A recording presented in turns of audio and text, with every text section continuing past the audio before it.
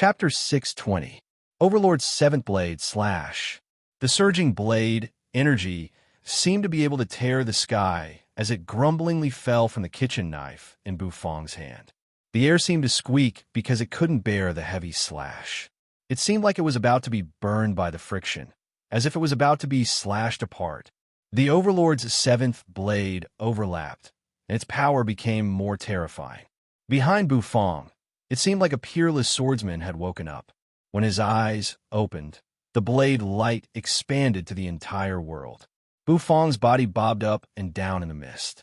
He held the dazzling gold dragon bone kitchen knife in his hand, and his aura rose unceasingly. Spirit energy gathered under his feet, making him look like a banished immortal. As the blade slashed down, everybody was frightened. Under the gourmet array support, Bufong had performed the Overlord's seventh blade, which made him look like a real Overlord descending to the world. Moreover, the way he wielded his knife was so compatible with the Overlord, many people were speechless. Could it be that the Overlord was also a man who wielded a kitchen knife? The blade slashed down. The wind and clouds changed color. Many experts' eyes shrank, gazing at the blade energy. Jiaoyu shouted. His aura rocketed unceasingly. He was so frightened and enraged. He didn't expect that the ant-like thing in front of him could use an array to compete with him. Did he really think that the Hidden Dragon Royal Court's experts could be bullied? Unforgivable. Bully the Hidden Dragon Royal Court. Kill. 9-star pearl arrow. Jiaoyu roared. His entire body bent into the shape of a bow. The ancient black god-slaying bow was pulled fully, and 9 light arrows congregated on the god-slaying bow. Swish, swish, swish. The 9 light arrows whistled and shot out. It was as if 9 meteors had crossed the sky, tearing it apart. They collided with the slashing blade energy in the distance. Boom, boom, boom. A terrifying explosion erupted, and a gust of wind howled, swirling up the dust in the air. Everybody gawked at the scene. They couldn't help but take in a breath of cold air. No one would have thought that Bufong could actually do this. He was really too strong. Bufong's figure slowly descended from the void onto the city wall. His chest heaved up and down uncontrollably. His body was slightly hot, and all the pores on his body seemed to open up. The Overlord's seventh blade was his current limit. If he were to use it again, his body would not be able to take it. However, with the help of the gourmet array, the power of Bufong's 7 overlapping blades had actually made the arrows of the Hidden Dragon Royal Court's experts lose their power. The rumbling explosion caused everyone's footsteps to halt. The slaughter came to a halt at this moment. The Shura sovereign stopped his subordinates from advancing. Although it was said that one's imposing manner was the most important factor in a battle, and it would weaken over and over again, everyone's imposing manner in Heavenly Mist City was extremely high at this moment. That little chef had actually turned the situation around with his own strength. The dispirited Heavenly Mist City's imposing manner suddenly became domineering. Indeed, he was a miraculous little chef. No wonder he could kill all the experts of his ancient Shura city. No wonder he had the guts to control his ancient Shura city's divine tool. The Shura sovereign tightened his grip on the Shura sword. His eyes slightly narrowed as he considered whether he should seize this chance to kill that little chef or not. However, in the end, he chose to give up. That was because the billowing smoke and dust were finally blown away by a gust of wind. A vigorous figure was revealed. That figure held an ancient, pitch-black longbow, his face stern. His figure was somewhat disheveled, and his hair was disheveled. His face was extremely gloomy, as though it was about to drip water. His eyes gazed at Bufong, who was standing on the city wall. His chest heaved unceasingly. With each step he took, his aura condensed. You've successfully angered me. The experts of the Hidden Dragon Royal Court cannot be offended. You little brat, you must die. The pitch-black longbow was unfurled one more time, twinkling brilliantly. He gazed at Bufong, the corners of his mouth rising into an exaggerated arc. He knew that Bufong didn't have the ability to use that blade energy one more time. No matter what, he was an expert of the Hidden Dragon Royal Court. He could easily analyze the reason why Bufong had used that blade energy one more time. After all, Bufong was just a divine physique echelon expert who had broken through one of the Supreme Being's shackles. The reason why he could increase his cultivation base and slash an attack that could be compared to a Divine Soul Realm expert was because of the array. Also, it was because of that blade technique. However, his aura had been revealed. Thus, Jiaoyu didn't believe that Bufong could use it again. If he couldn't use it, then he had to die. Jiaoyu stepped forward, his aura rising unceasingly. That oppressive, terrifying aura made people's faces change. The Shura sovereign narrowed his eyes, the corners of his mouth rising. "Do it! Roar!" The moment the Shura sovereign's evil voice arose, the Shura great army stormed forward one more time, clashing with the experts of the heavenly mist city. The Shura sovereign held the Shura sword, stepping on his war chariot. He soared up into the sky, aiming at Bufong on the city wall. The corners of his mouth curled into a devilish smile, his eyes sharp and exquisite. Jiaoya's body also soared up into the sky, aiming at Bufong. Bufong stood on the city wall, letting the strong wind howl and blow at his vermilion robe, making it flap noisily. Looking at the Shura sovereign and Jiaoya, who were dashing toward him, he exhaled deeply. Bufong exhaled a long breath. Yu's beautiful face was solemn. She stood in front of Bufong, raising her jade-white wrist, gazing at the two who were dashing toward him. It was unknown where Hades got another spicy strip. He held it in his mouth, munching on it as he gazed at the two who were dashing toward him from a distance. White smoke fumed from his nostrils as he snorted unceasingly. Jiaoyu soared up into the sky, pulling his bow. Seeing Hades, he knew he was a netherworld creature. Of course, he didn't dare to be careless. He took out a black iron arrow. Symbols moved on the arrow, hissing as it shot out. It was like a thunderclap. Get lost. In Jiaoya's eyes, the netherworld creatures couldn't even withstand one blow. His roar had surprised Hades. He was the lord of the netherworld, Hades' era. How could someone yell at him like that? Where did this fellow get his courage? Just because of that broken bow in his hand? The Nether King was suddenly enraged. He swallowed the entire chili strip in one gulp, and a murderous look appeared in his eyes. He took a deep breath. The taste of the abyssal spicy strip filled his mouth, making him sink in. He clenched his fists, taking a step back. His formidable aura was gathering. Jiaoyu smiled disdainfully. The god-slaying arrow on the god-slaying bow. No matter what kind of netherworld creature it was, it would be pierced through. No netherworld creature could resist the formidable power of the god-slaying arrow. The arrowhead in Hades' eyes became bigger. The air seemed to twist as it spun. Hades' mouth bulged as he chewed the spicy strip. A moment later, he punched. Roar! It was like an ancient savage beast had just woken up from its deep slumber.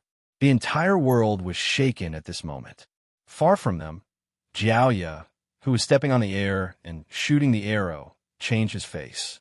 His eyes widened, and his body stiffened. The entire heavenly mist city's city wall seemed to squeak as if it couldn't bear the heavy burden. In just a blink of an eye, the city wall was filled with cracks.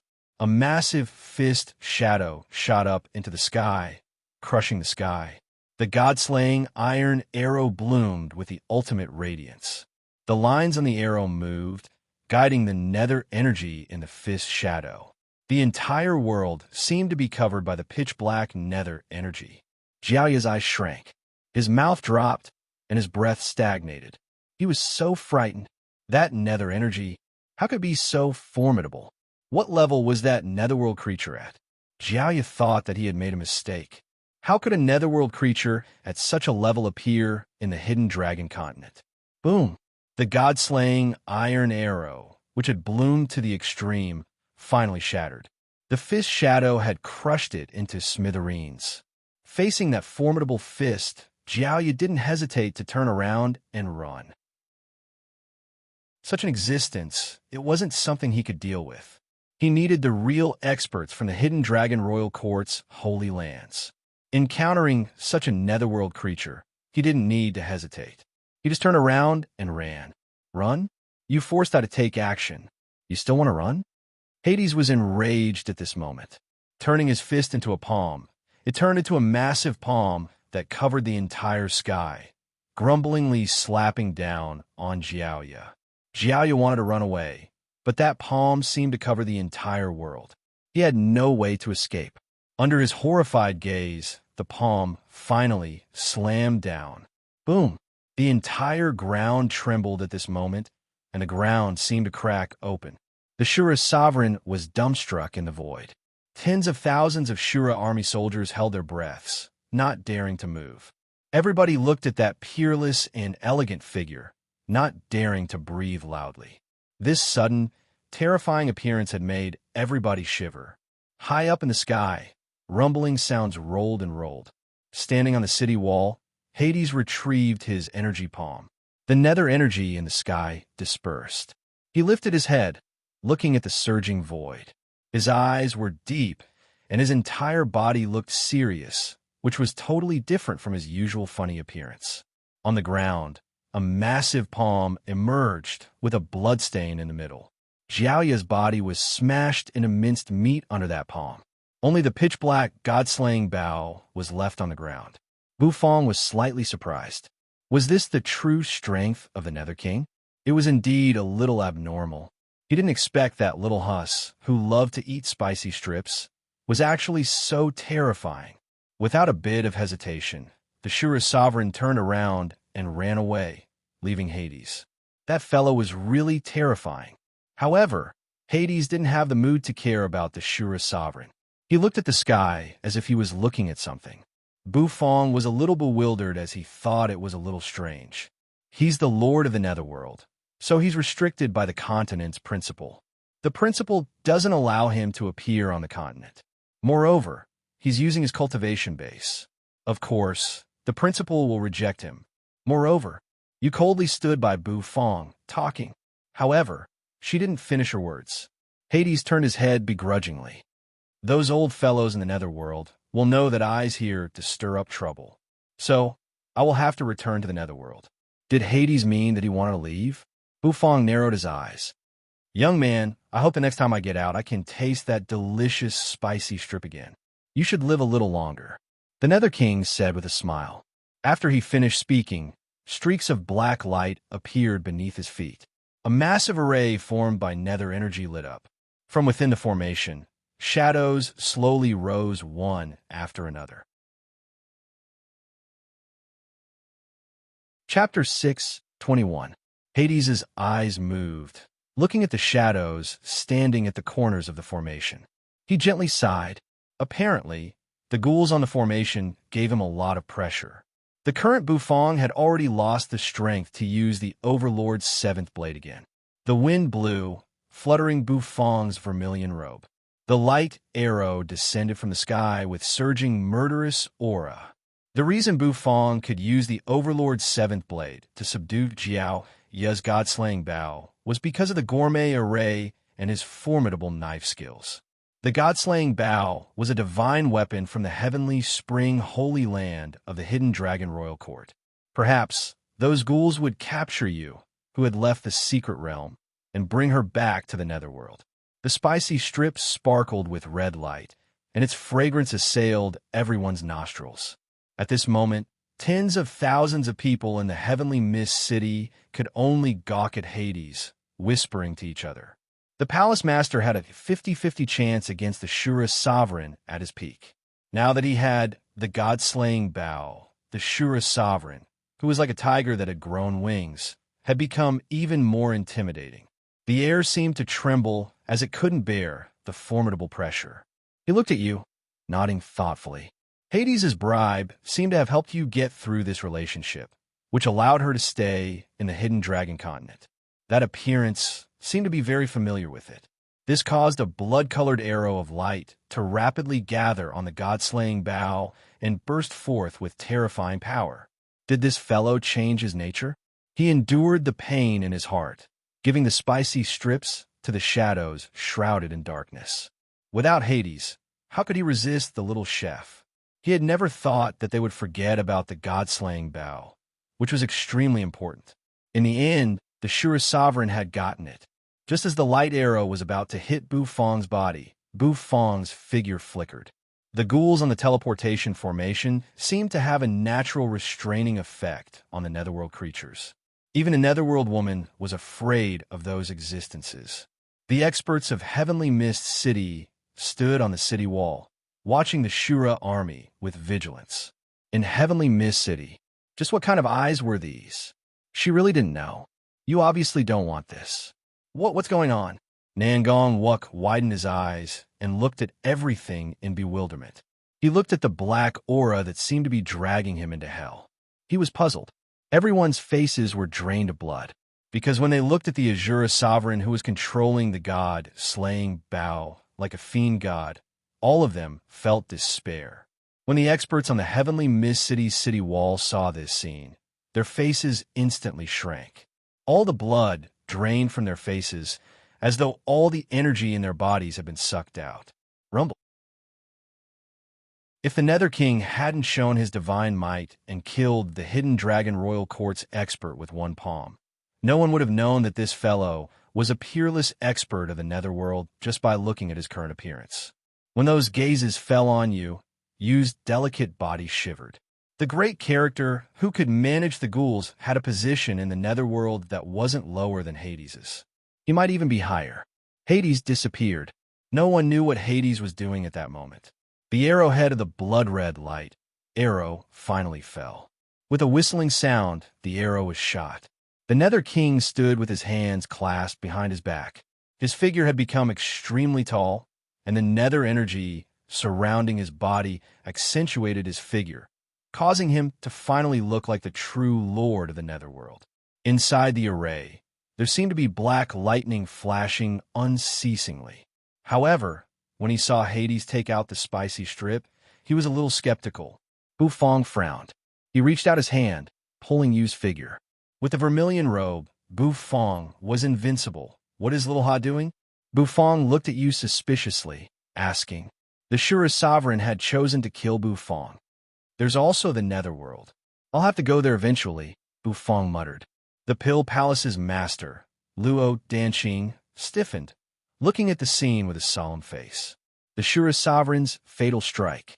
Was that still the same era who chatted with him and ate old Bu's dishes?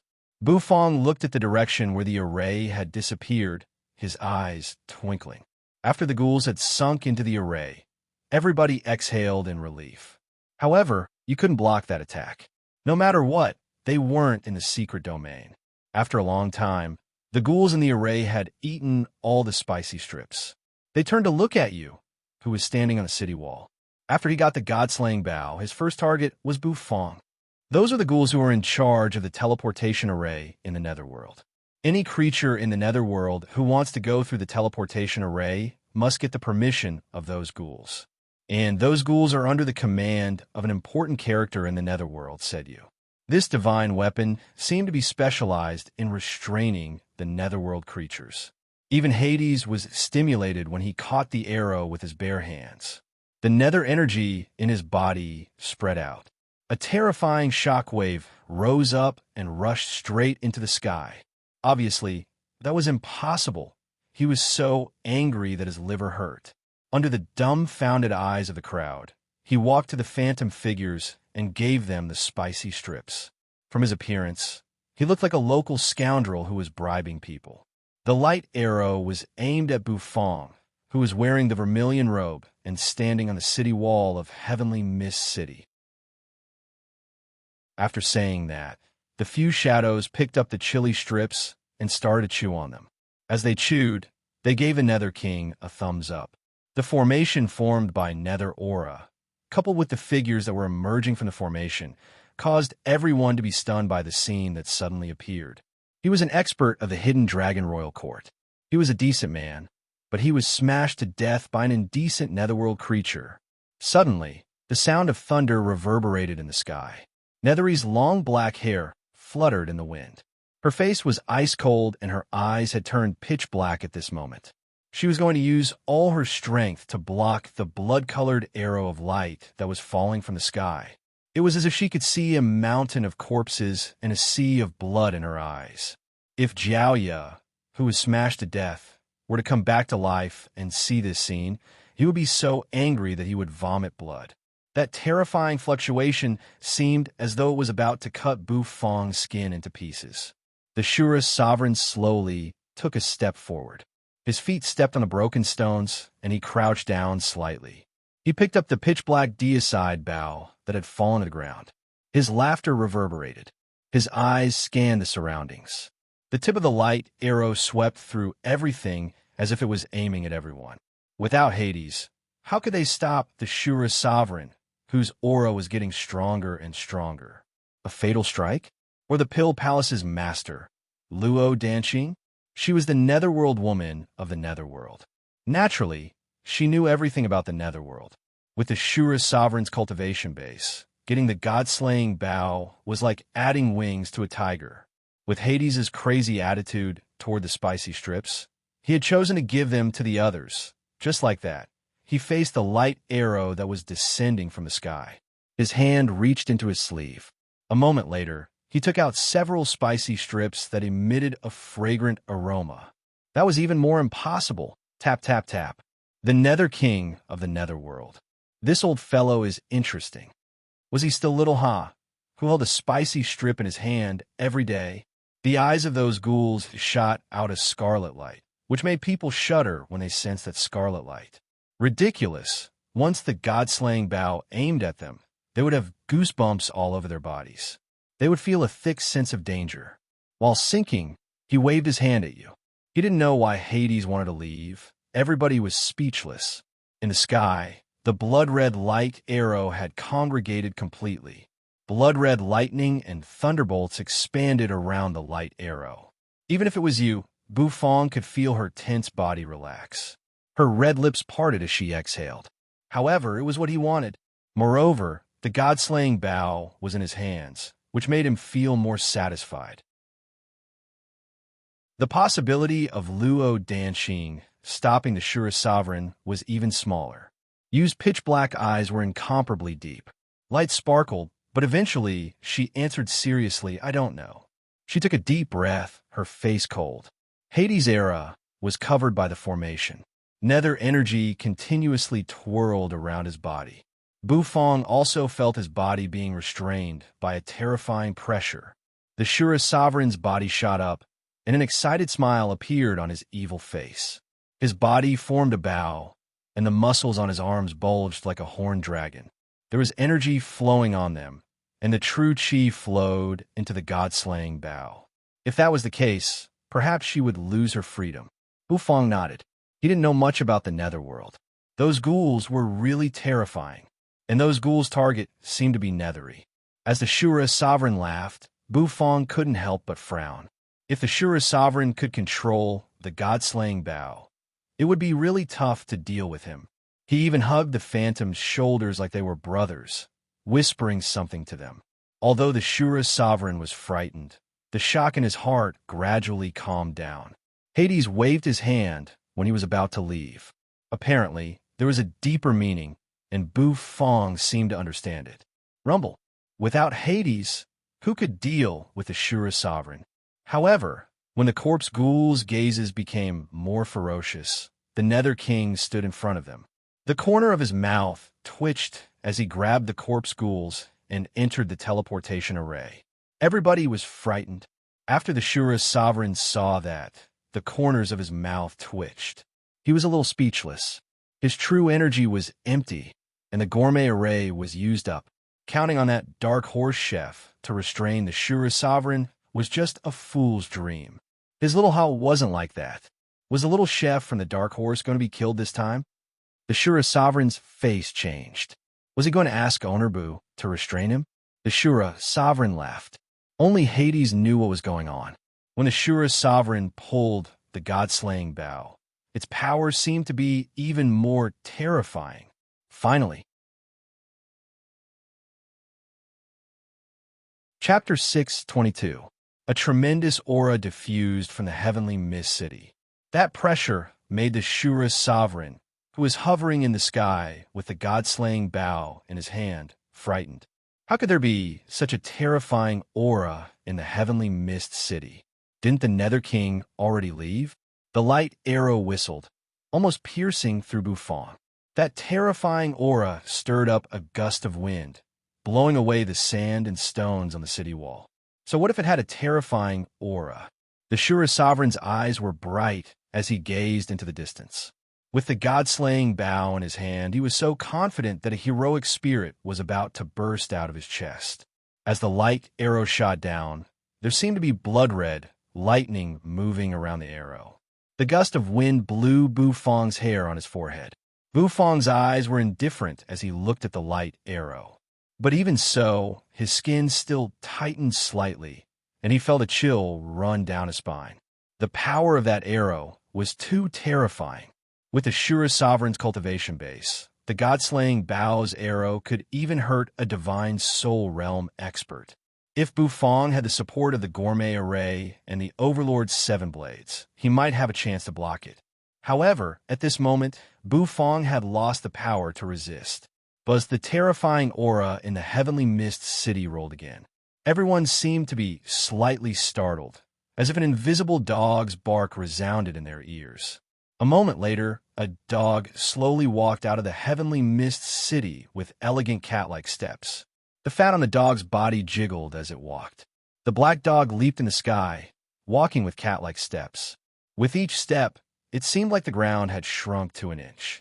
Less than 2 breaths later, the Lord Go approached Bufong, standing behind Bufong. The blood-red light arrow had just fallen.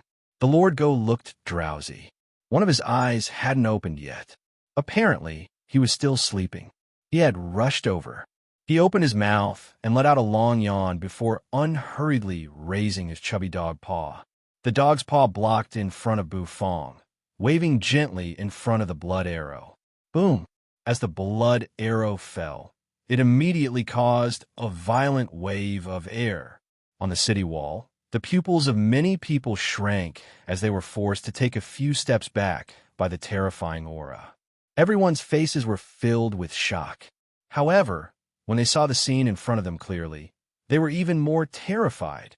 That mighty blood-colored arrow of light actually failed to shatter the dog's paw. Instead, it was blocked by the dog's paw and floated in front of it, unable to advance at all. The Shura Sovereign narrowed his eyes and took a deep breath. A dog, a powerful dog. The Shura Sovereign's heart stirred. Could this dog be the black dog from the restaurant? That black dog that killed the experts of his ancient Shura city. That legendary and incomparably powerful black dog? Looking at the Lord Go, the Shura Sovereign's eyes had a beam of light moving around. This time, Jiaoyu's target was that dog, a dog from the Netherworld. And the reason why Jiaoyu was confident in dealing with that dog was because of the god-slaying bow in his hand.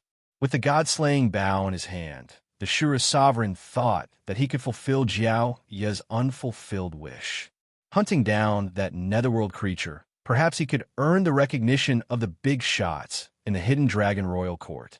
As for Jiaoyu's dead body, the Shura Sovereign didn't care about him. That bastard was really unlucky to meet such a terrifying existence.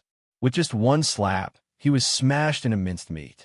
Hades' intimidation had made the Shura Sovereign shiver in fear. Encountering Hades was Jiaoyu's misfortune. The Lord Go didn't say anything.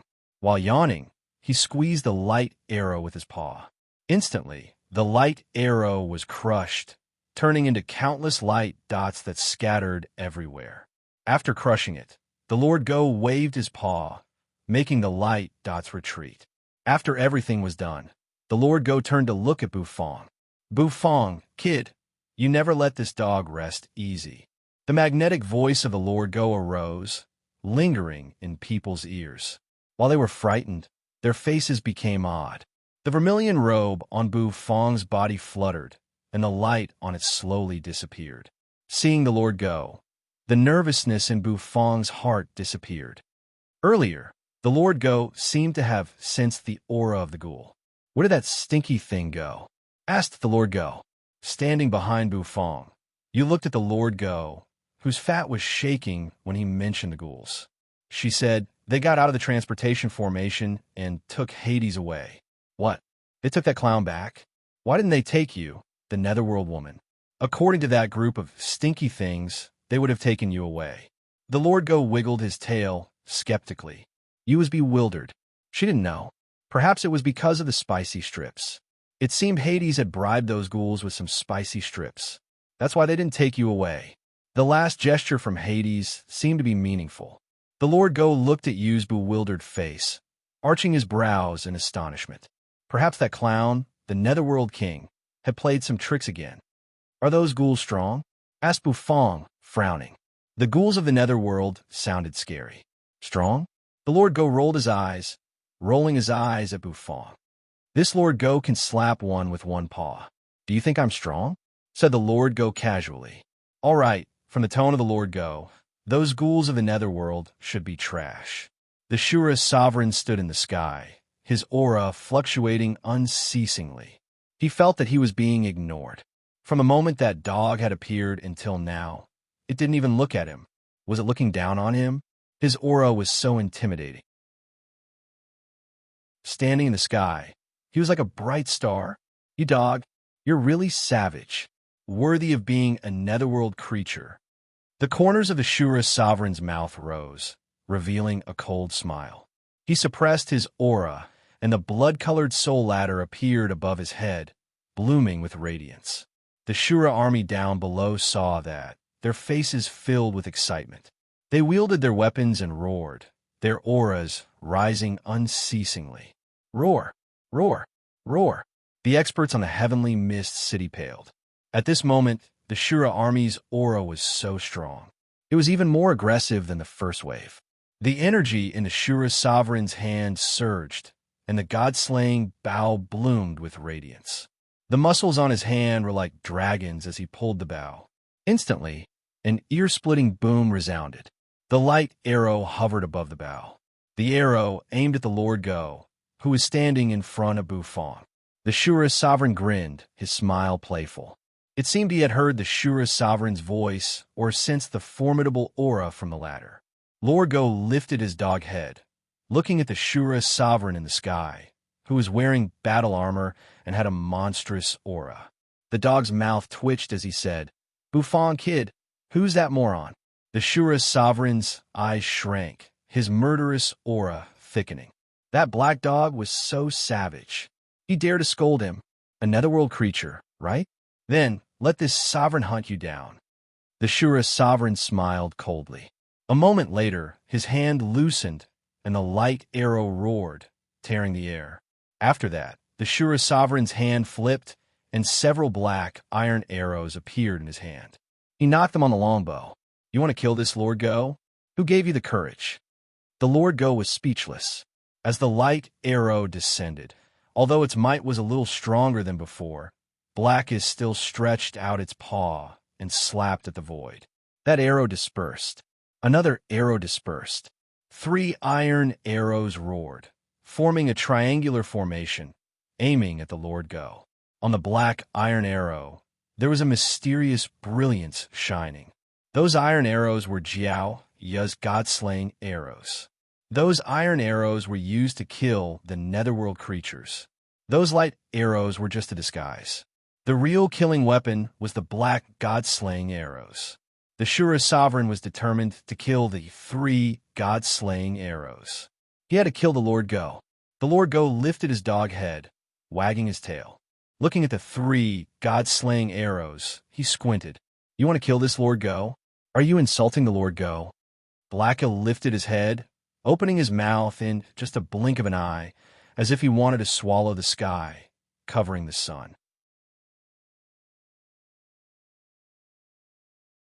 Chapter 6:23. A dog barked. It was deafening. The dog's mouth opened wide as if it wanted to swallow the entire world. That terrifying power made people shiver. The 3 iron arrows whistled through the air, twisting the void. They left behind bright trails in the sky as they ruthlessly bombarded the wide-open mouth. Everyone's eyes widened as they watched the scene unfold before them. Their hearts were all tensed up. The power of those iron arrows was really terrifying. Even the terrifying Hades had suffered a great loss from those iron arrows. Could this black dog really deal with them? Almost everyone in heavenly Mist City knew about the black dog in the cloud mist restaurant. It was a terrifying existence that had smashed the Shura Sovereign's clone with a single roar. But now, it was facing the Shura Sovereign in his peak condition. His fighting prowess wasn't something that the clone could compare to. Hence, everybody was very curious about this collision. The Shura Sovereign's eyes became deep and profound. He gazed at the black dog, which had opened its monstrous mouth. The power of the god, slaying Bao's god, slaying Arrow shouldn't be weak. According to common sense, this black dog should be dead. However, shortly after, everybody's eyes widened, their faces dumbfounded. They realized that all of their guesses were wrong. That black dog wasn't trying to swallow the iron arrows. Its mouth was wide open, revealing many ferocious fangs that sparkled with a sharp radiance. A wild roar rang out. That ear-splitting bark contained a terror that made people's hearts tremble. The 3 iron arrows were blown away by the strong wind caused by the dog's bark. The 3 iron arrows lost their balance in the void and crashed into something. Instantly, the sky exploded. The shockwaves from the explosion spread toward the Shura Sovereign. His face stiffened. His body flickered as he dodged the shockwaves. That black dog was so strong. That dog's bark, the god's slaying arrows, couldn't even get close to his body. The Shura Sovereign furrowed his brows and stared at the Lord Go. The Lord Go's huge mouth returned to its original chubby appearance. He stuck out his tongue lazily. The Lord Go lazily glanced at the Shura Sovereign and curled his lips in disdain. Bufong stood behind Lord Go, the corners of his mouth curling up as he glanced at Shura Sovereign. The Shura Sovereign's lungs nearly exploded from anger when he saw the actions of a man and a dog, because this gaze was too disdainful. He, the Shura Sovereign, had never suffered such humiliation before. The anger in his heart surged, and his eyes turned ferocious. He let out a long howl as his chest puffed up. Holding the deicide bow, he pulled the bowstring to its fullest and aimed it at the Lord Go with the iron arrow knocked on it. Swish, swish, swish.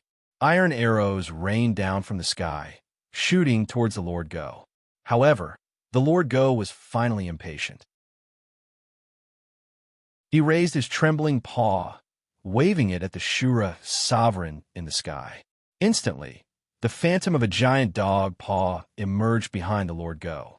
It gathered and pounded at the Shura Sovereign in the sky. When the iron arrows touched the Lord Go's paw, they all exploded. Sharp energy diffused everywhere. However, it did not stop the dog's paw in the slightest. The paw continued to ruthlessly smash down, causing even the air to tremble. The Shura Sovereign's eyes shrank. He stomped his feet, trying to dodge. However, he was frightened to find that the dog paw was about to reach him. He couldn't dodge it. Boom! Under everyone's shocked gazes, the Shura Sovereign was slapped down from the sky and smashed into the ground, causing the entire ground to tremble.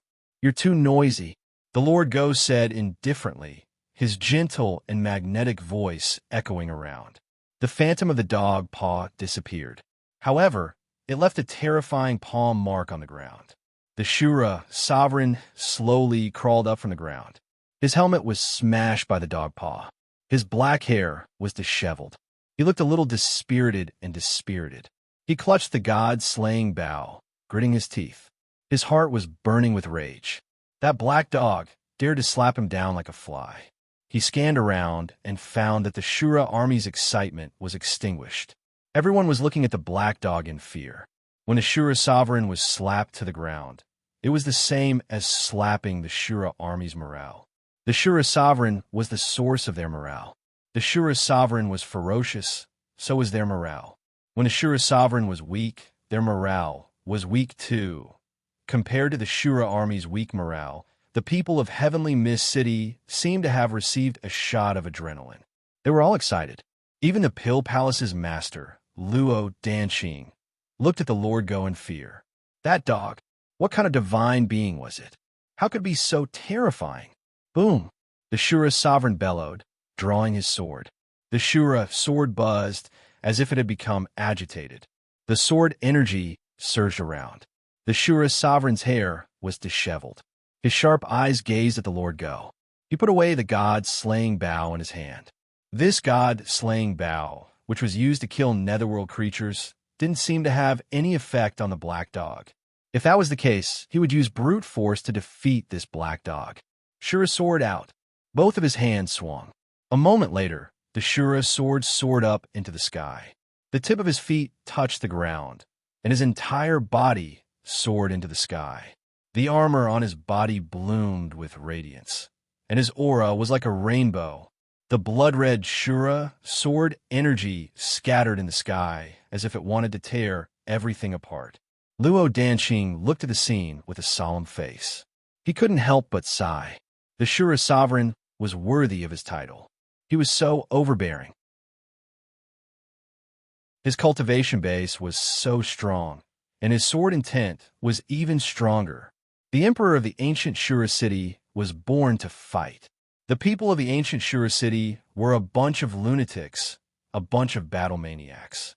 In the past, the previous generation of Shura sovereigns had even dared to hold a sword and attack the Hidden Dragon Royal Court. Although he had been killed by the Hidden Dragon Royal Court in the end, his courage had won the respect of many forces on the continent. No matter what, the Hidden Dragon Royal Court was the strongest force in the Hidden Dragon continent. Until now, no one knew how strong the Hidden Dragon Royal Court was. They only knew that the Hidden Dragon Royal Court was immeasurably deep. After so many years, the Hidden Dragon Royal Court had only taken action a few times. However, each time, it had shaken everyone. Of course, this time, Jiaoyu could be a stain on the Hidden Dragon Royal Court's reputation. He was an expert of the Hidden Dragon Royal Court, who cultivated a top-notch cultivation technique and had a top-notch spirit weapon, but he was still killed. Not even his body was left. If this news was sent to the Hidden Dragon Royal Court, it would definitely stir up a commotion. However, it wasn't the main point now. At this moment, the Shura sovereign's aura was rising. He was enraged. He wanted to go berserk. He wanted to slash that black dog with his sword. The sword crossed the sky, slashing at the Lord Go. Swish! A moment later, the Lord Go rolled his eyes. His paw slapped, and the sword energy exploded. The Shura sovereign's attack in the sky was smashed into pieces by the dog's paw. Boom! The Shura sovereign was pounded hard on the ground. The ground trembled and cracked. Everyone was silent. They were completely speechless. The ancient Shura city's expert's aura was smashed into pieces under the paw. This claw seemed to have smashed all their courage to attack. That black dog was really scary. Sword energy filled the sky. The Shura sovereign soared into the sky from the ruins. This time, his armor was in tatters. His eyes were filled with anger as he roared. Holding the Shura sword, he stepped in the air.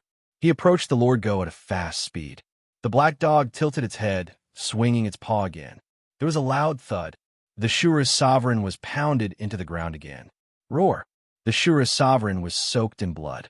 He dashed out, his anger reaching its peak. Sword energy swirled around him, almost turning into a sword energy whirlwind. However, Blackie was still calm. Its exquisite paw slapped forward. The Shura sovereign's eyes shrank. He was pounded into the ground one more time, unable to resist at all. The more he was slapped, the more his heart wavered. It was a fear that came after a sense of helplessness. He found that he wasn't the black dog's opponent. The sword energy that he was so proud of couldn't even get close to the black dog's body. However, the Shura sovereign didn't know why, but his heart was supported. Again and again, he was pounded into the ground. His armor was broken, and his body was covered with wounds. He coughed blood, soaking his body in blood. Shura's sword slash. Kill. Swinging the Shura sword, the Shura sovereign continued his attack. This time, the Shura sovereign's entire body was stamped on the city wall. There was a loud bang. The entire city wall was crushed by this stomp, and rubble flew everywhere. A terrifying aura emitted from the Shura sovereign's body. Everybody was frightened. Standing on the city wall, the Shura sovereign was the one who made them feel real fear. The Shura sovereign's aura was really terrifying. However, What frightened them even more was that the Shura sovereign, who was so terrifying, was in such a difficult situation. Again and again, he was pounded into the ground by the black dog, dying. The Shura sovereign's blood-red eyes gazed at the Lord Go. The Lord Go was leisurely, and the fat on his body shivered slightly. Bu Fong frowned, looking at the Shura sovereign, who was just inches away from him. Yu's face was cold, and she didn't seem to care.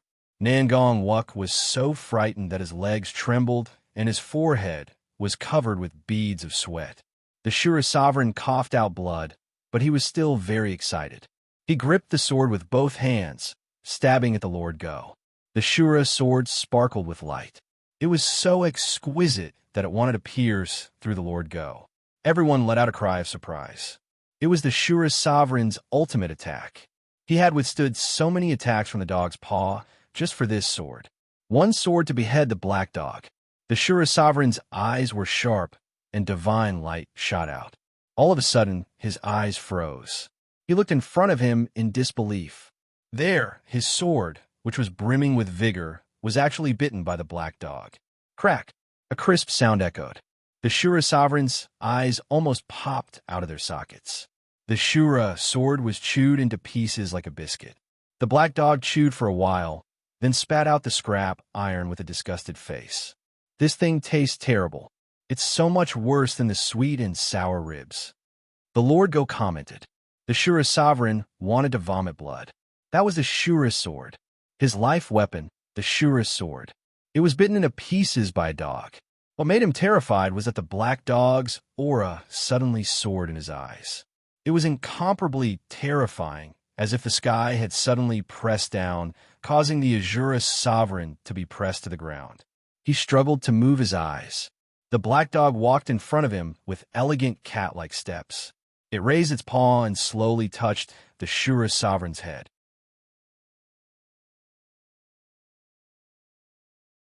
Chapter 6:24. At this moment, the Shura sovereign finally felt the aura of death. That majestic pressure pressed down on his body, rendering him unable to move. Only then did he understand the true terror of the dog in front of him. Compared to the Nether King, this dog could only be stronger, not weaker.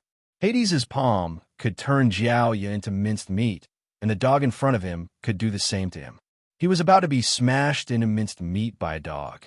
Just thinking about it was terrifying, and it was hard for him to accept it. In the Shura sovereign's eyes, the dog's paw was getting bigger. Eventually, it gently tapped on the Shura sovereign's forehead, as if it was gently caressing him. A moment later, everyone took in a breath of cold air. The entire city wall exploded with a loud bang, directly exploding, causing rubble to fly everywhere. Only darkness was left in the Shura sovereign's eyes. A moment later, he was completely swallowed by the darkness. The Shura army was bewildered. Everyone stood dumbly on the spot. They didn't know what was happening, and their eyes were numb. The Shura's saintess paled, and the drumstick in her hand fell to the ground. She looked at the scene in the distance with a frightened face. The city wall was collapsing, and countless rocks rolled down from the top of the wall. However, that wasn't the key point. The key point was that a headless figure fell helplessly in the midst of the falling rocks, landing on the ground. A loud boom resounded, stirring up a cloud of dust. A moment later, it was covered by countless rocks. That was the Shura sovereign, their ancient Shura city's emperor. At this moment, he had become a headless corpse. His head was actually smashed by a dog's caress. It meant that the Shura sovereign was dead. Their emperor was dead. His head was smashed by a dog's paw. Oh God! The Shura army's eyes widened in fear. The scene from before was simply like a nightmare that instantly spread in their minds, causing everyone to feel a chill run through their bodies. Even now, it was still the same. Their chests felt as if a heavy stone was pressing down on them, making it hard for them to breathe. They couldn't suppress the sorrow in their hearts. The feeling of their backbone collapsing made them feel like they were about to collapse. The Shura sovereign was dead. The Shura army collapsed. In that instant, the originally ferocious army instantly collapsed like a dam. Water surged out, and filled everything. The Lord Go's paw was still hanging in the air. Its nose twitched a little, and its paw moved slightly before it slowly retracted. It glanced at the Shura's sovereign buried in the rubble and yawned. "Hunting me, the Lord Go. You are too young." Lord Go flicked his tongue and strode back to the cloud mist restaurant with graceful cat-like steps. Suddenly, an explosion sounded from the ruins that were covered by layers of rubble. A ray of light shot out from the rubble. It floated in the air. The light dissipated, revealing a simple and unadorned pitch-black longbow. It was the hidden Dragon Royal Court's deicide bow. At this moment, the patterns on the god-slaying bow were spreading out, emitting a blinding brilliance that was completely different from before. Down below, the Shura sovereign's corpse emerged. His broken body silenced everyone. The ancient Shura city's sovereign had died, tragically just like that. Compared to Jiao Ya's death, being stroked to death by a dog, the Shura sovereign's death was even more humiliating. A ray of light flashed. The Saintess's beautiful figure jumped among the rubble. Shortly, she landed in front of the Shura sovereign. Looking at the Shura sovereign's broken body, she felt suffocated. A wave of sorrow covered her mind. She collected the Shura sovereign's body. The Shura Saintess's eyes were wet. She dashed away, fleeing the ruins. In the air, the deicide bow bloomed with extreme radiance. A moment later, it trembled and let out a rumbling sound. From the bow, a seven-colored palm appeared. That palm crossed the sky, slapping down on the Lord Go's position. The might of this palm was extremely terrifying, and the ripples made everyone shudder in fear. How could there be such a terrifying fluctuation? This fluctuation wasn't something the Shura sovereign could compare to. Wait a minute. That bow belonged to the dead hidden Dragon Royal Court's Jiao Ya. At this moment, the longbow bloomed with extraordinary radiance. Without a doubt, the one controlling this longbow was an almighty expert of the hidden Dragon Royal Court. That rainbow-colored palm rumbled, and the illusionary void seemed to be collapsing. Who is it? Who dares to kill the hidden Dragon Royal Court's Heavenly Spring Holy Land's people?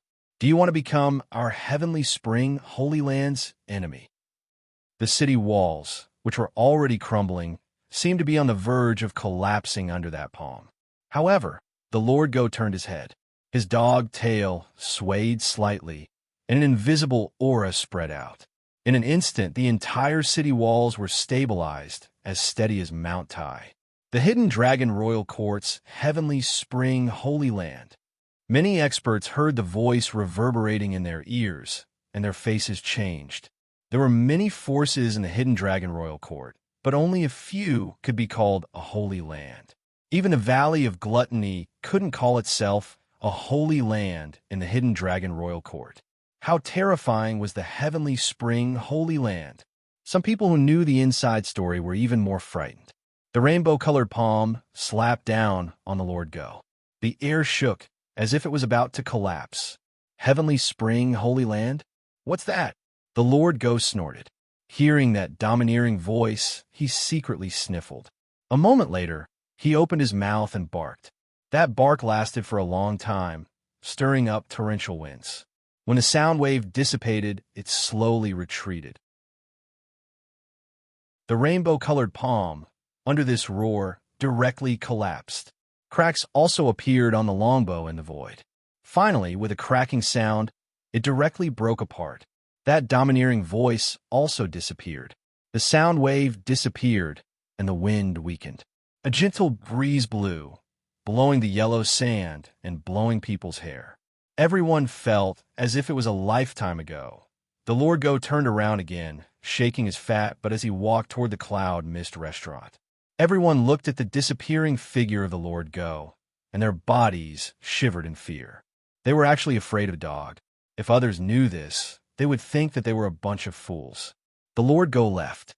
He came arrogantly, and he left arrogantly, leaving only ruins on the ground. The experts of the Heavenly Mist City looked at the ruins in silence. A moment later, they surged up. Luo Danxing rolled his eyes. With a roar, He led the experts of the heavenly mist city, storming toward the Shura army. The Shura sovereign was killed, and the morale of the Shura army had fallen to the bottom. How could they be a match for the heavenly mist city's experts? With the charge of the alchemists, it was scattered. In the next instant, it was like an ant's nest collapsing, completely collapsing. The experts of the heavenly mist city were incomparably excited. Every single one of them had an excited expression on their faces. Their battle cries shook the heavens as they charged towards the great army below. They were like sharp spears that instantly sliced through the enemy. Bu Fong stood on the city wall, feeling the howling wind, which fluttered his hair. His eyes were calm as he watched the chaotic battle below. However, it was a one-sided situation. His eyes became deep.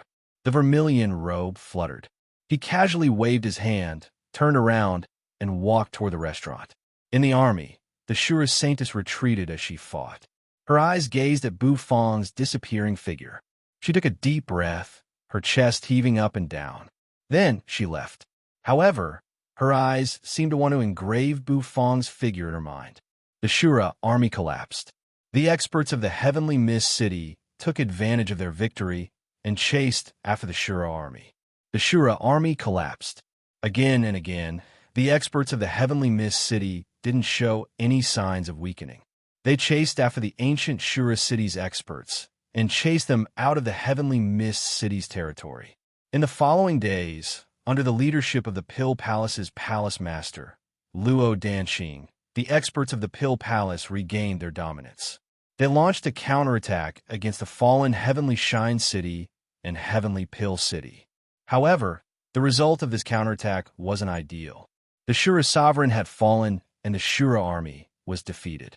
However, when Luo Danqing attacked Heavenly Pill City, he encountered an expert's obstruction. That expert was too strong. Luo Danqing was forcefully suppressed. In the end, he had no choice but to retreat. It turned out that the experts of the Hidden Dragon Royal Court had made a move. The experts of the Hidden Dragon Royal Court had appeared and occupied the Heavenly Pill City and the Heavenly Mist City. Their properties were also occupied. Moreover, the Hidden Dragon Royal Court had sent out alchemists to teach alchemists and to organize the alchemists in the cities. Helplessly, Luo Danqing could only give up on chasing after the ancient Shura city's experts. He chose to retreat to Heavenly Mist City. Today, the Pill Palace only had Heavenly Mist City left. However, the Star Tower still existed. The Pill Palace still had a chance to rise again. When Bu Fong returned to the restaurant, he felt a little tired. Both his body and mind were exhausted. Sitting in the restaurant, he pulled a chair and sat down. Gently, he exhaled. 80 giggled as it stretched out its head. Striding forward, it walked in front of Bu Fong. Bu Fong gave a look. Stretching out his hand, he grabbed 80 and rubbed its head. 80 was bewildered as it clucked. Could you not rub the head of a chicken that has dreams? Of course, no matter how much 80 protested, it was useless. Xiaopi's figure dashed through the air. Gliding through the air, it landed on Bu Fong's shoulder. Its eyes rolled around. Bu Fong stroked Shrimpy and let out a sigh of relief. He stood up from his seat and was about to walk toward the kitchen. Yang Meiji's giant body walked down from the second floor. She looked at Bu Fong in silence. After a long time, she nodded to Bu Fong and said, "Thank you for taking action. You didn't let the Shura army trample the Heavenly Mist City." Yang Meiji saw it clearly. If it weren't for Bu Fong, the entire Heavenly Mist City would have been trampled by the Shura sovereign's Shura army. Heavenly Mist City was Yang Meiji's home. Thus, she was sincerely grateful. Bu Fong looked at Yang Meiji in surprise. He didn't think that she would do that. Nodding indifferently, Bu Fong turned around and walked to the kitchen. As soon as he entered the kitchen, Bu Fong's steps halted. The system's serious voice resounded in his head.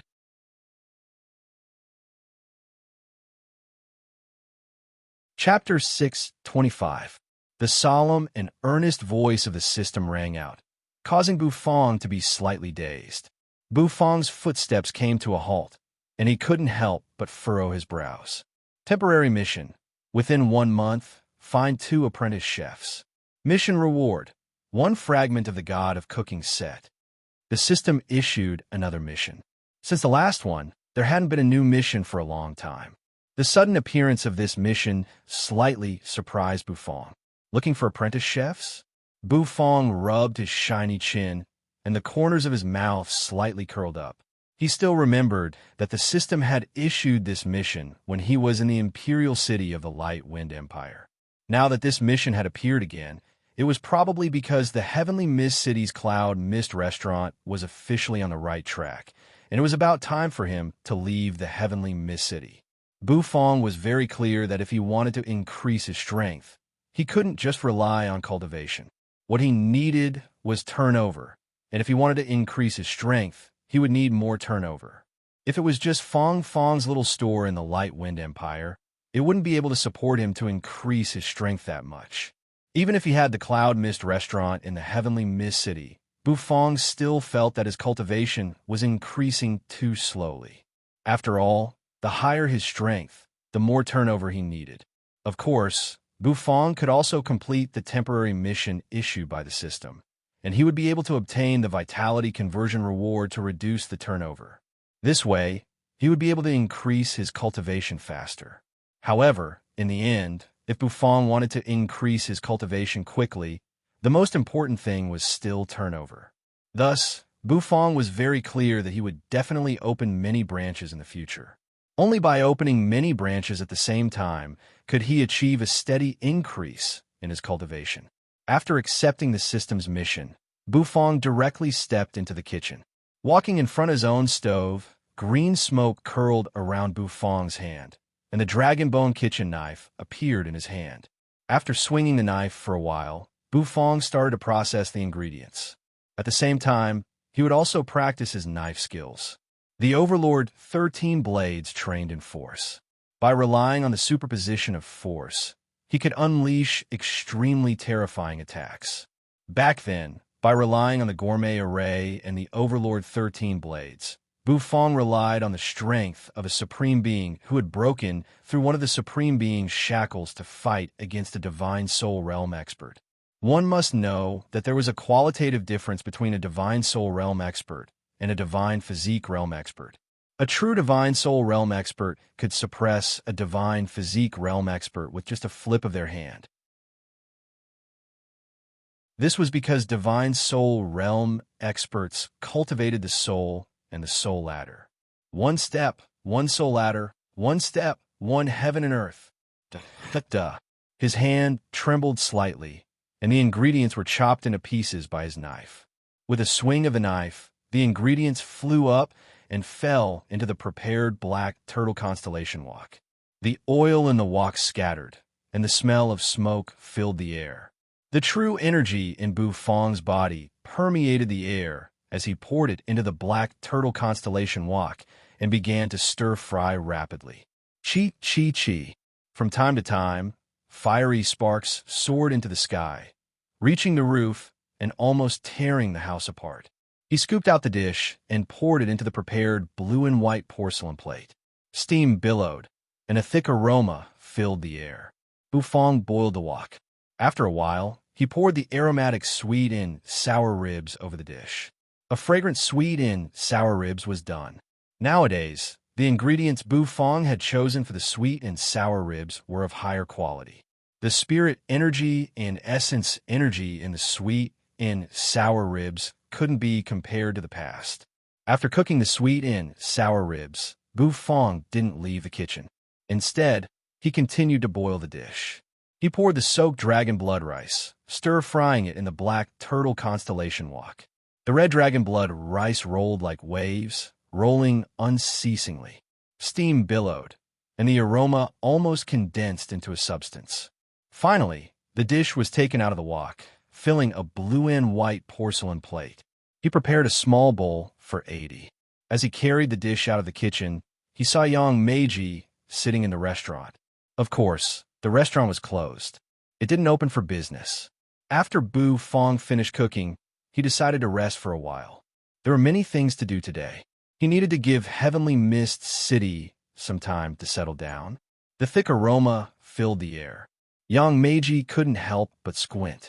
She smacked her lips, swallowing her saliva. It smells so good. Yang Meiji's eyes sparkled as she gazed at the dish in Bufang's hand. She knew Bufang's dish smelled good. However, since she returned to the restaurant, she had been restraining herself. She had been refining elixirs. She hated herself for being too weak. Her alchemy skills were too low.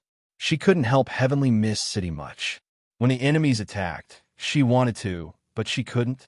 Now that the enemies had retreated, Yang Meiji was in the mood to relax.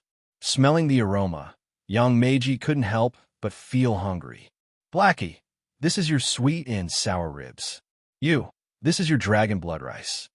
Bufang said calmly as he placed the two dishes in front of the man and the dog, who were already lying on the dining table. 80 strode forward with its strong chicken legs. It raised its chicken head and clucked. Bufang gave the small bowl of dragon blood rice to the little fellow. 80, who was tempted by the delicious food, lay on the side and happily pecked at the rice. Yang Meiji sat in the distance. When she saw you, her beautiful face showed excitement. A moment later, she reached out her hand to grab the bowl of dragon blood rice and shoved it into her mouth. The way she ate was totally different from her beautiful face. The way she ate was really terrifying. Yang Meiji was startled. Her eyes moved to the side and fell on the Lord Go. It was an extremely terrifying dog. When the Lord Go raised his paw and smashed the Shura sovereign's head, Yang Meiji finally knew how terrifying that fat, pig-like dog was. At this moment, she was watching such a terrifying dog eat. Especially at this moment, this dog didn't have the domineering appearance of the one who smashed the Shura sovereign's head with one paw. It was just a lazy dog. The lazy dog stretched its mouth, licking the porcelain plate and grunting. The fragrant sweet and sour ribs was rolled into its mouth. As soon as it entered its mouth, it chewed continuously. As he ate, he grinned happily, revealing the shredded meat between his teeth. Yang Meiji gawked and dropped her jaw. It was the first time she felt her view of the world was changed.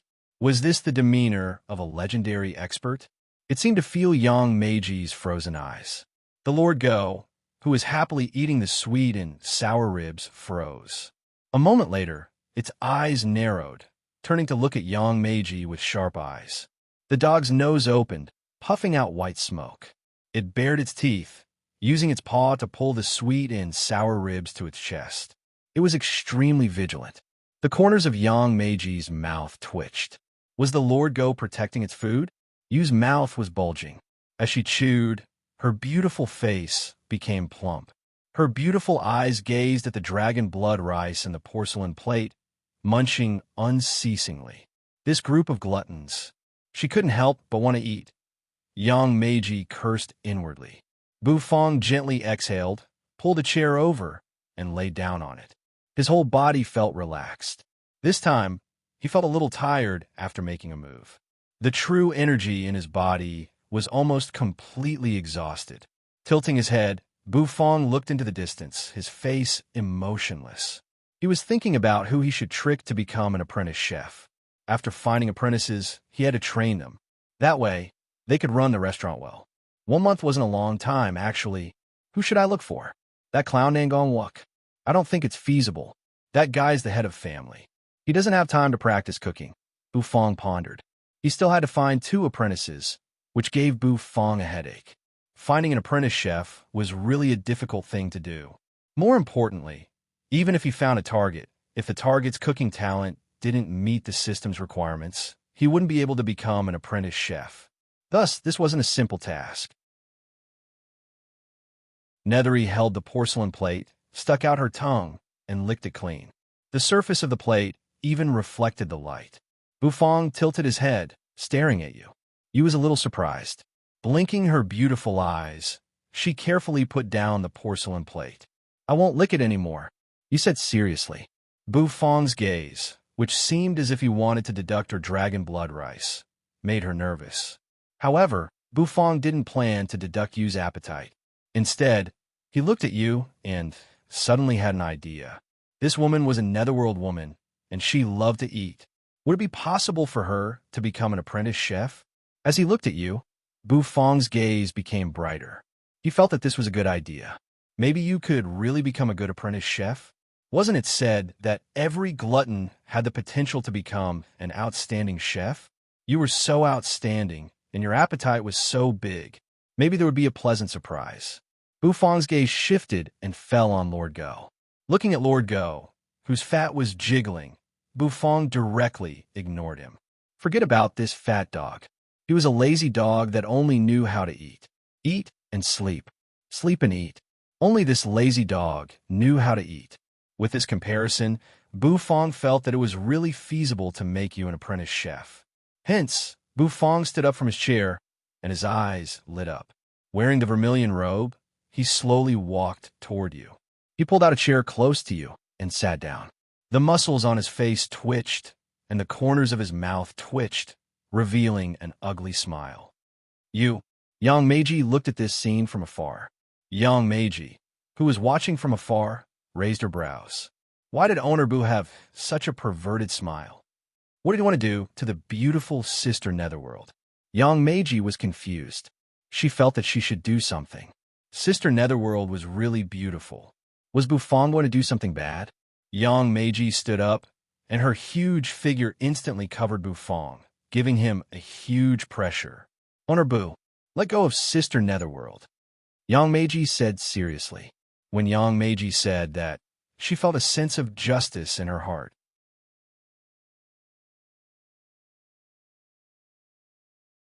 Chapter 6:26. You widened her eyes, her long eyelashes quivering. She looked at Buffon suspiciously, then at Yang Meiji in the distance.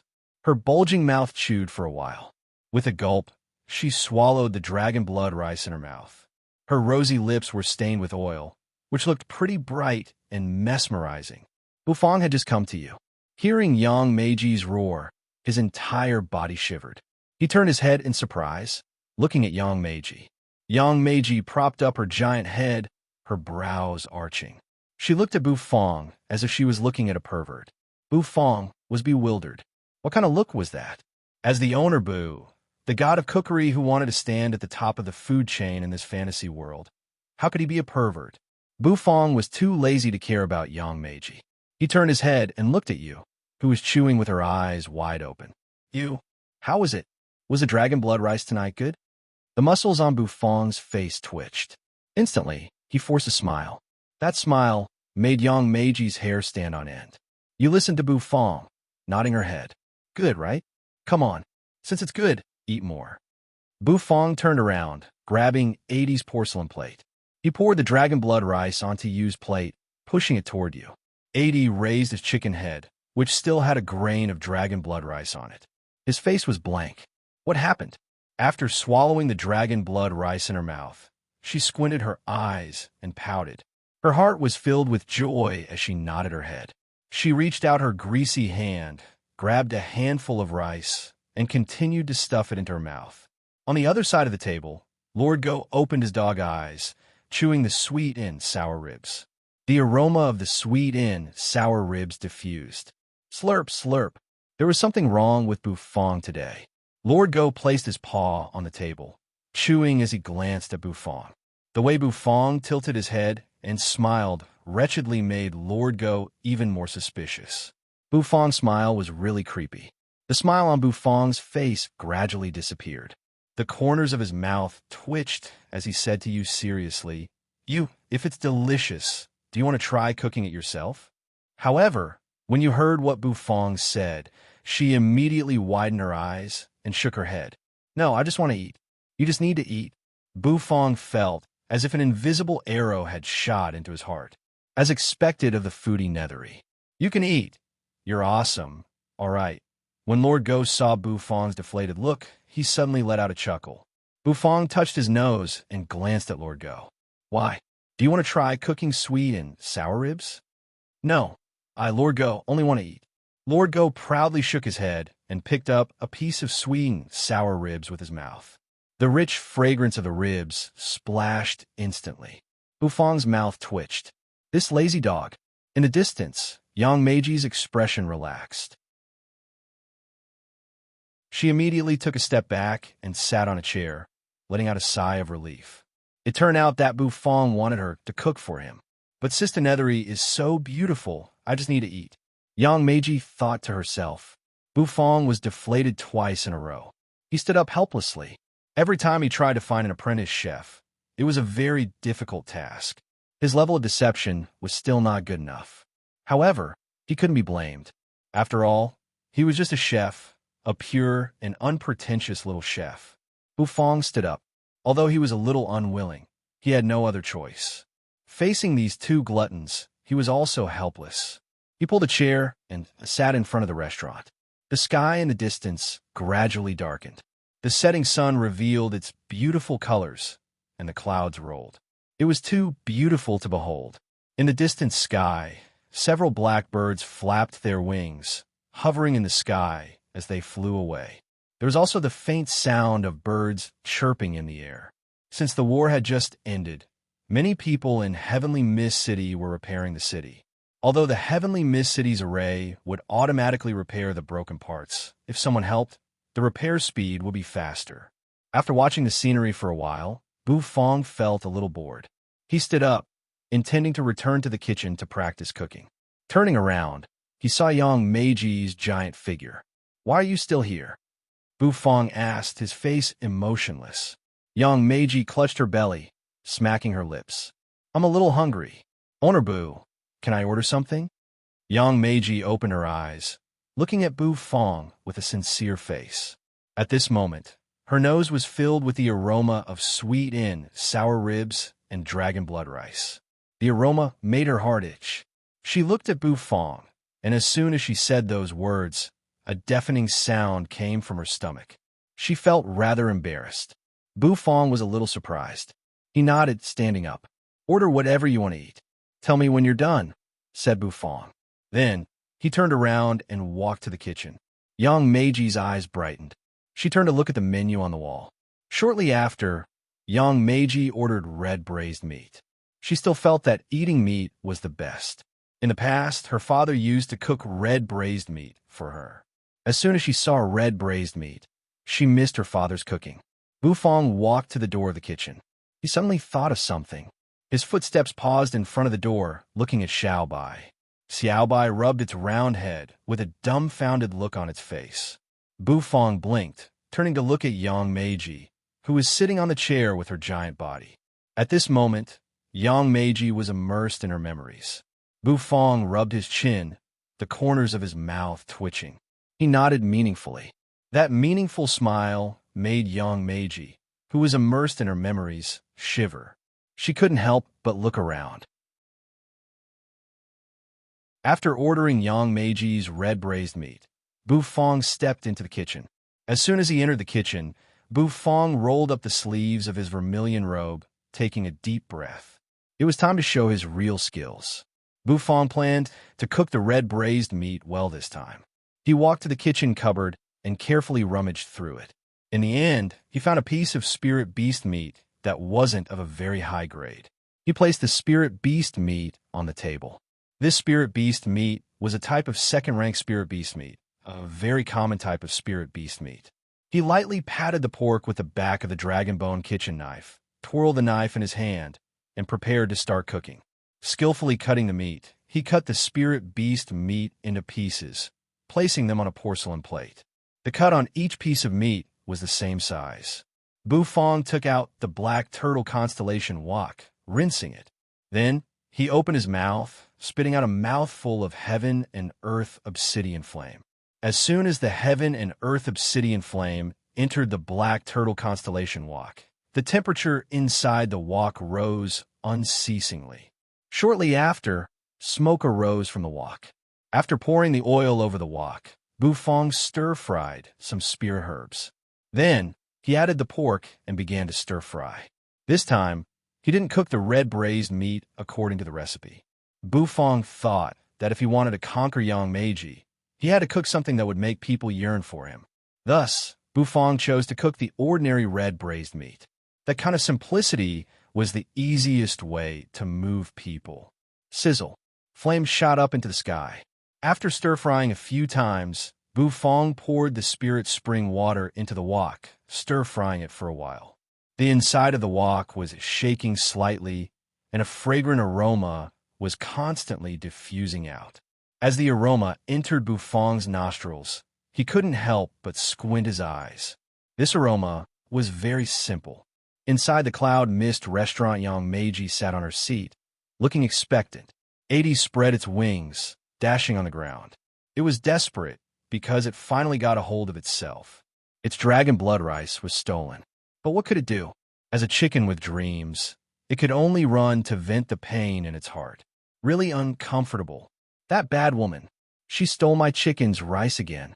Nethery narrowed her eyes happily as she floated in the restaurant, taking one step at a time. Lord Dog lay down under the Path Understanding tree, closed his eyes, and slept soundly.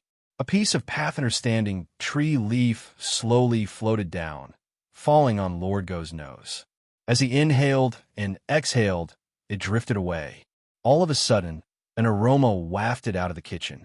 Bufong held a porcelain plate with steam rising from it. He slowly walked out of the kitchen. The slender and thin figure gradually appeared in the darkness. Yang Meiji looked at Bufong, her eyes brightening. Finally, he came. Bufong looked at Yang Meiji, one hand holding the plate. The muscles on his face twitched. The corners of his mouth rose, revealing a smile that made Yang Meiji's hair stand on end. Old Yang, come and try my cooking. Bufong placed the red braised meat in front of Yang Meiji, saying. Yang Meiji's brows slightly arched as she looked at Bufong in surprise. Her heart was filled with suspicion. What happened to Owner Bu?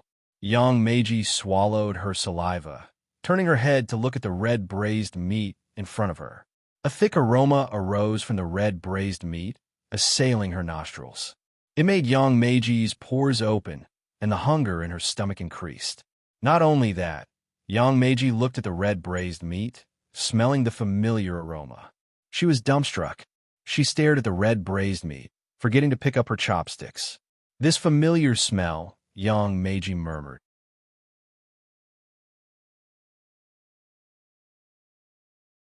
Chapter 6:27. The aroma rolled, assailing her nostrils. White steam rose from the dish. It was so dense that it covered people's eyes. Yang Meiji sniffed the aroma. She was bewildered. Her pupils shrank, and her mouth parted. All the pores on her body opened. It's a familiar smell. Yang Meiji smelled the aroma. She hadn't eaten yet, but her eyes reddened. This smell hadn't appeared in her heart for a long time. She had almost forgotten the memory hidden deep in her mind. This smell made her sink. Old Yang, this is the red braised meat you ordered. Try it. Today, I cooked it with a special technique. Bufong pulled out a chair and sat on it. He raised his head and exhaled lightly as he said, You're right. Yang Meiji's mind returned. Her hands trembled as she picked up the chopsticks. Looking at the rosy red braised meat that seemed to reflect light, she couldn't help but gulp. The chopsticks grabbed the red braised meat. The meat was a little tight. As she held it, the red, oily juice oozed out and dripped. This familiar texture. Yang Meiji's heart shivered. She picked up the red braised meat and put it in her mouth. The closer she got to her mouth, the more flustered she became. She was afraid that once she put it in her mouth, it would clash with the taste in her memory. Her expectation would go up in flames. However, it turned out to be the opposite. A mouthful of red braised meat was stuffed into his mouth. When he bit down, the soft and tender spirit beast meat was slightly cooked, causing his pores to tighten at this moment. This feeling was wonderful. This texture was so familiar. Yang Meiji ate and ate. Crystal clear tears rolled down from the corners of her eyes. Yang Meiji was a little bewildered. She touched her face. She didn't know when she started to cry. The taste in her memory overlapped with the taste of the red braised meat. The taste that had been hidden in the depths of Yang Meiji's memory was completely stirred up and filled her mouth. Yang Meiji's entire being was shrouded in that memory. It was a snowy day. A sturdy little girl panted as she ran back from the outside. She squinted her eyes, her face slightly red from the heavy snow, and spots appeared on her face. Her hair was a mess, and her big eyes were rolling around. The Cloud Mist restaurant stood amidst the wind and snow. Outside the restaurant, snow swirled in the air, but inside the restaurant, it was steaming hot. The aroma permeated the entire restaurant. The diners sat at the dining table with a smile on their faces. They chatted happily while picking up dishes with their chopsticks and putting them into their mouths. Oil splashed everywhere, and steam rose to the sky. That fiery feeling stunned the little girl for a moment. Then, the corners of her mouth curled into a knowing smile. The curtains of the kitchen were lifted, and a burly figure walked out. He was wearing a greasy skirt. After wiping off the water stains on his hands, the burly man smiled at the girl. The girl widened her eyes, dashing toward the burly man. She threw herself in front of the man and hugged his thigh. Although the man's appearance was rough, he carefully tidied up the little girl's messy hair. After rubbing the little girl's head, he turned around and entered the kitchen. Not long after, the curtain of the kitchen was lifted again and a fragrant aroma wafted out. The burly man was holding a steaming plate of red braised meat, which made the little girl want to stare at it. After finding a seat, the little girl clumsily picked up the chopsticks, picking up the red braised meat and stuffing it into her mouth. Her mouth was full of oil. The little girl was so happy. She reached out her sleeve and wiped the red oil off her mouth, making the little girl look like a hoa cat. Far from them, the burly man smiled tenderly, watching the little girl happily eat the red braised meat. He lifted the curtain and went back to the kitchen. The little girl tilted her head, watching the burly man enter the kitchen. She smiled happily, then continued to eat the red braised meat.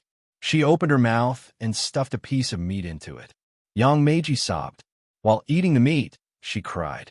Bean-sized tears rolled down her cheeks unceasingly. The memories in her heart almost drowned her. That feeling made her feel as though her heart was being squeezed. She was so sad that she wanted to cry. Bu Fong sat across from her, looking at Yang Meiji in silence. He didn't say anything, and he didn't want to talk. He just sighed with emotion. No wonder this woman was so strong. She grew up eating meat every day. How could she not be fat? She was a woman with a story. Bu Fong raised his hand. It was white and slender, reflecting the sunset's radiance. It made his palm look like it was covered with a layer of red light. Looking at his hand, Bu Fong's mouth rose. It was a pair of magical hands that could cook food that could move people's hearts. The magic of food was that it could not only satisfy people's appetite, but it could also satisfy people's spiritual and emotional needs. It was almost impossible to recreate the food and dishes in one's memory. The taste deep in one's memory could not be eaten a second time in one's life. Sometimes, when one's emotions and food were mixed together, it would make people unable to control their emotions. Today, Bu Fong used a special and simple method to cook the red braised meat because he knew Yang Meiji's memory should have a memory of red braised meat.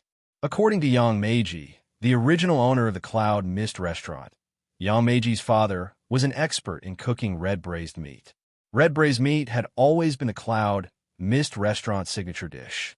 Therefore, Bu Fong specially used a simplified method to cook the dish, which gave it a homely feeling. Although the taste might be a little different from the red braised meat cooked by Yang Meiji's father, this gap could be made up with a trace of memory. Why is this feeling so familiar? It's like my father's taste. Yang Meiji rubbed her teary eyes, stuffing the last piece of red braised meat into her mouth, sobbing. She looked at Bu Fong, her eyes full of emotion and sadness. Although it was similar, it wasn't. Her father was dead. The taste in her memory had completely disappeared. It's just a simple red braised meat. I don't know what your father's red braised meat tastes like. Bu Fong looked at Yang Meiji, speaking casually. Yang Meiji lifted her head, frowning. But this taste is really similar. This is the charm of delicious food. Don't you think it's magical?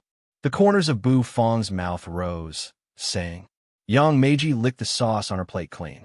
She lifted her head, looking at Bu Fong. She clenched her big fists, nodding seriously. Magical. Bu Fong's brows arched, the corners of his mouth rising again.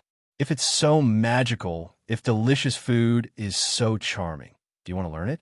Do you want to eat this kind of delicious food that makes you remember it every day? Yang Meiji was bewildered. Sitting on the Netherworld ship, Yu, who was swinging her long, white legs, was also bewildered. 80, who was flapping its wings and walking back and forth on its chicken legs, also clucked and raised its head. You want me to learn how to cook? Young Meiji rolled her eyes, looking at Bufong in disbelief. Oh my god, why did Bufong have such an idea? Young Meiji was so surprised. Young Meiji knew her level. She couldn't even cook a plate of egg fried rice. So how could she cook real delicious food for others? If she really learned how to cook, she was afraid that she would scare away the hard-earned customers in the Cloud Mist restaurant. It was really rare that the Cloud Mist restaurant could develop to its current level, which was even more glorious than before. Thus, when Young Meiji heard Bufong, she just waved her hands, her face panic-stricken. I can't. I don't want to learn. Bufong gently exhaled, leaning back on his chair, his eyes looking at Young Meiji, who was panic-stricken. Don't you want to cook this delicious food yourself? This taste that you miss so much, the taste that belonged to your father? Young Meiji was slightly bewildered when she heard Bufong's words. A conflicted expression appeared on her face once more. That's right. The Cloud Mist restaurant should have been inherited by her, but I want to use my abilities and do something for Heavenly Mist City. What I can do is only alchemy, Young Meiji said. Her alchemy talent was really strong. If she really wanted to shine, alchemy was the best way for her to do so. However, the current Heavenly Mist City had become the main city of the Pill Palace, the place where all the grandmasters of alchemy gathered.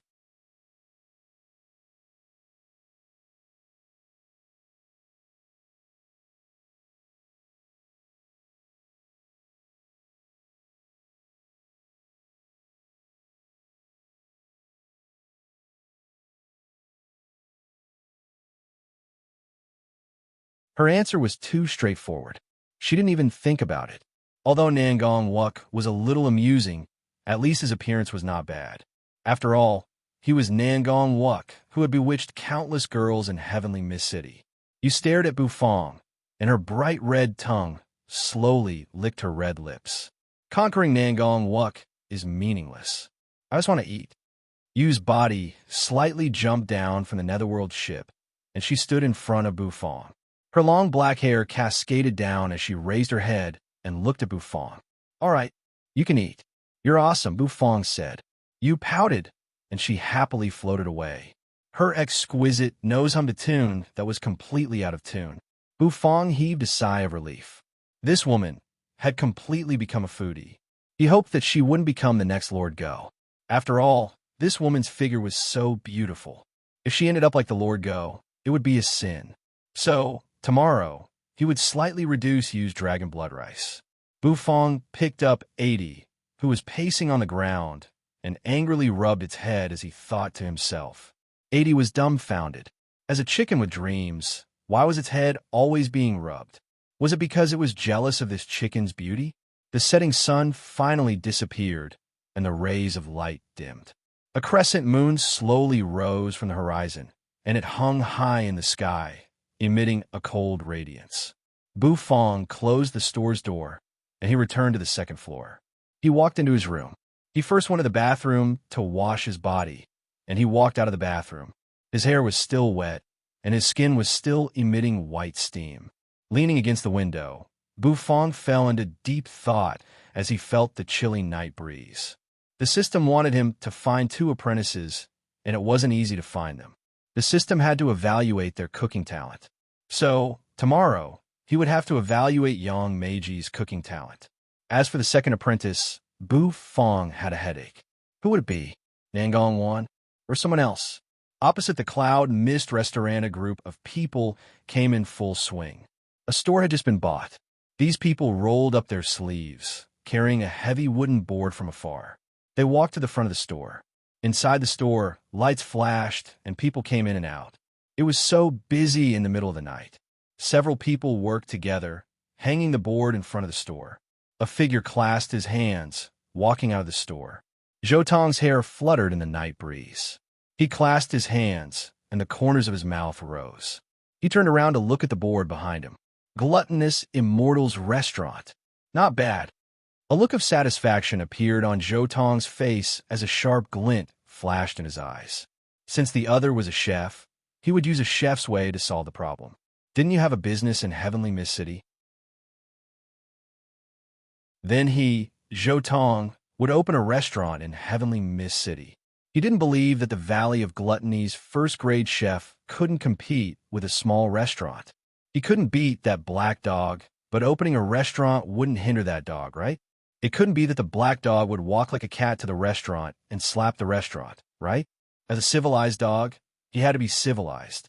Tomorrow was the opening day of the Gluttonous Immortals restaurant. Zhou Tong had prepared many dishes. He could already see the scene of the 10-mile-long street being attracted by his Gluttonous Immortals restaurant. Be careful. Hey, you stupid guy. Put the chair in this position. Early in the morning, the sunlight tore the silent sky, shining its light.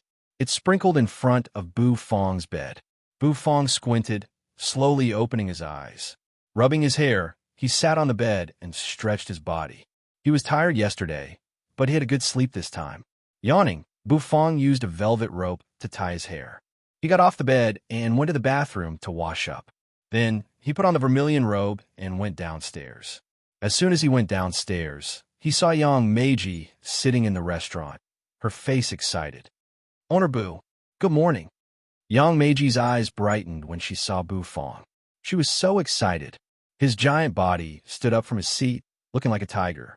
You and Lord Go were already at the table. One man and one dog turned to look at Bu Fong, their eyes sparkling with hope. It was time to eat again. Bu Fong looked at the man and the dog, the corners of his mouth rising. He waved at Yang Meiji. Yang Meiji hurried to walk toward Bu Fong. System, how's Yang Meiji's cooking talent? Bu Fong couldn't help but ask in his mind. Yang Meiji, your cooking talent is suitable. You can train her as a cooking apprentice. The system's serious voice lingered in Bu Fong's ears for a long time. Bu Fong's eyes brightened. The corners of his mouth rose. He was so happy. Yang Meiji's talent was suitable. It saved him a lot of effort.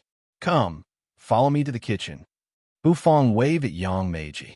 I can go to the kitchen now? Yang Meiji couldn't believe it. She could go to the forbidden area of the kitchen? So magical. She could still clearly remember the terrifying gaze of the iron puppet in the kitchen. That sharp and burly gaze made her heart feel a little scared. She followed Bu Fong into the kitchen. As soon as she entered the kitchen, she was dumbfounded.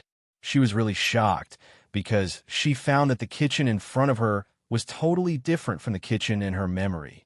This incomparably bright kitchen that seemed to be emitting light completely refreshed her view of the world.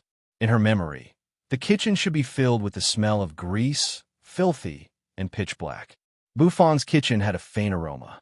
It didn't smell greasy at all. Was this really a kitchen? And what were those strange things? Why had she never seen them before? And those cabinets, they were so exquisite. No wonder he didn't let her enter the kitchen. This kitchen had changed her view of the world. Let me show you the kitchen. Bu Fong didn't seem to mind Yang Meiji's astonished expression. When Xiao Xiaolong and Yu Fu saw this kitchen for the first time in Fong Fong's little store in the Light Wind Empire, their astonishment wasn't any less than Yang Meiji's. After introducing the kitchen to Yang Meiji for a while, she finally got used to it. You should stand far away and watch me cook. Later, I will assign you a task to practice. From today onwards, you will be the first apprentice chef of the Cloud Mist restaurant. Bu Fong said seriously. Yang Meiji nodded solemnly. Keep it up. Try your best to conquer Nangong Wuk. Bu Fong clenched his fists, his face emotionless. Yang Meiji felt like her heart was burning, and her skin was shivering. A moment later, Bu Fong started his cool cooking. This time, he didn't use the dragon bone kitchen knife. Instead, he used the kitchen knife in the kitchen. This time, he wanted to use ordinary kitchen tools to show his cooking skills. Knife light flashed, and sizzling noises echoed unceasingly. Shortly after, the ingredients were processed. Then, he put them into the wok and stir-fried them. The aroma of oil filled the air, and steam rose.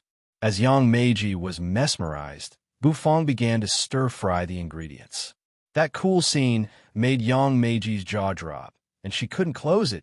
It was cooking. It felt so awesome. At this moment, in front of the Cloud Mist restaurant, Zhou Tong opened the restaurant's door. He walked to the door, looking at the long line in front of the Cloud Mist restaurant. The corners of his mouth rose.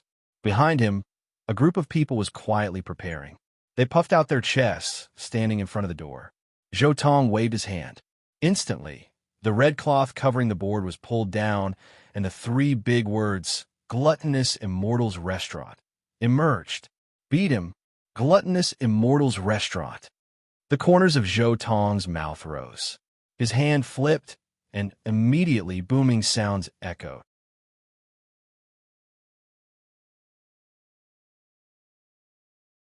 Chapter 629. Zhou Tong squinted, waving his hand. The moment he pulled down the red cloth, the three big words of the Gluttonous Immortals Restaurant appeared. Behind him, the magic array that he had set up rumbled at the same time. Light shot up into the sky, dazzling the flames. The atmosphere became lively in just a blink of an eye. However, it was useless. Although the surrounding diners were surprised, they just looked at the Gluttonous Immortals Restaurant curiously. There was someone who dared to open a second restaurant in Heavenly Mist City? Did they really think that everyone was like Owner Boo? Zhou Tong was a little embarrassed. He opened his eyes, seeing the people around him looking at him as if he was an idiot. He was speechless. This bunch of idiots. What do they know? He, Zhou Tong, was a first-grade chef of the Valley of Gluttony. It was their fortune to be able to eat the dishes he cooked. If he didn't want to destroy that despicable little restaurant, would he, Zhou Tong, lower his status to open this restaurant? Wishful thinking. Today, this group of people still looked at him with suspicion. How could these idiots understand the Valley of Gluttony's first-grade chef? However, Zhou Tong just waved his hand, glancing at this bunch of idiots. He turned around and entered the kitchen. He was about to take out some delicious dishes to attract these diners.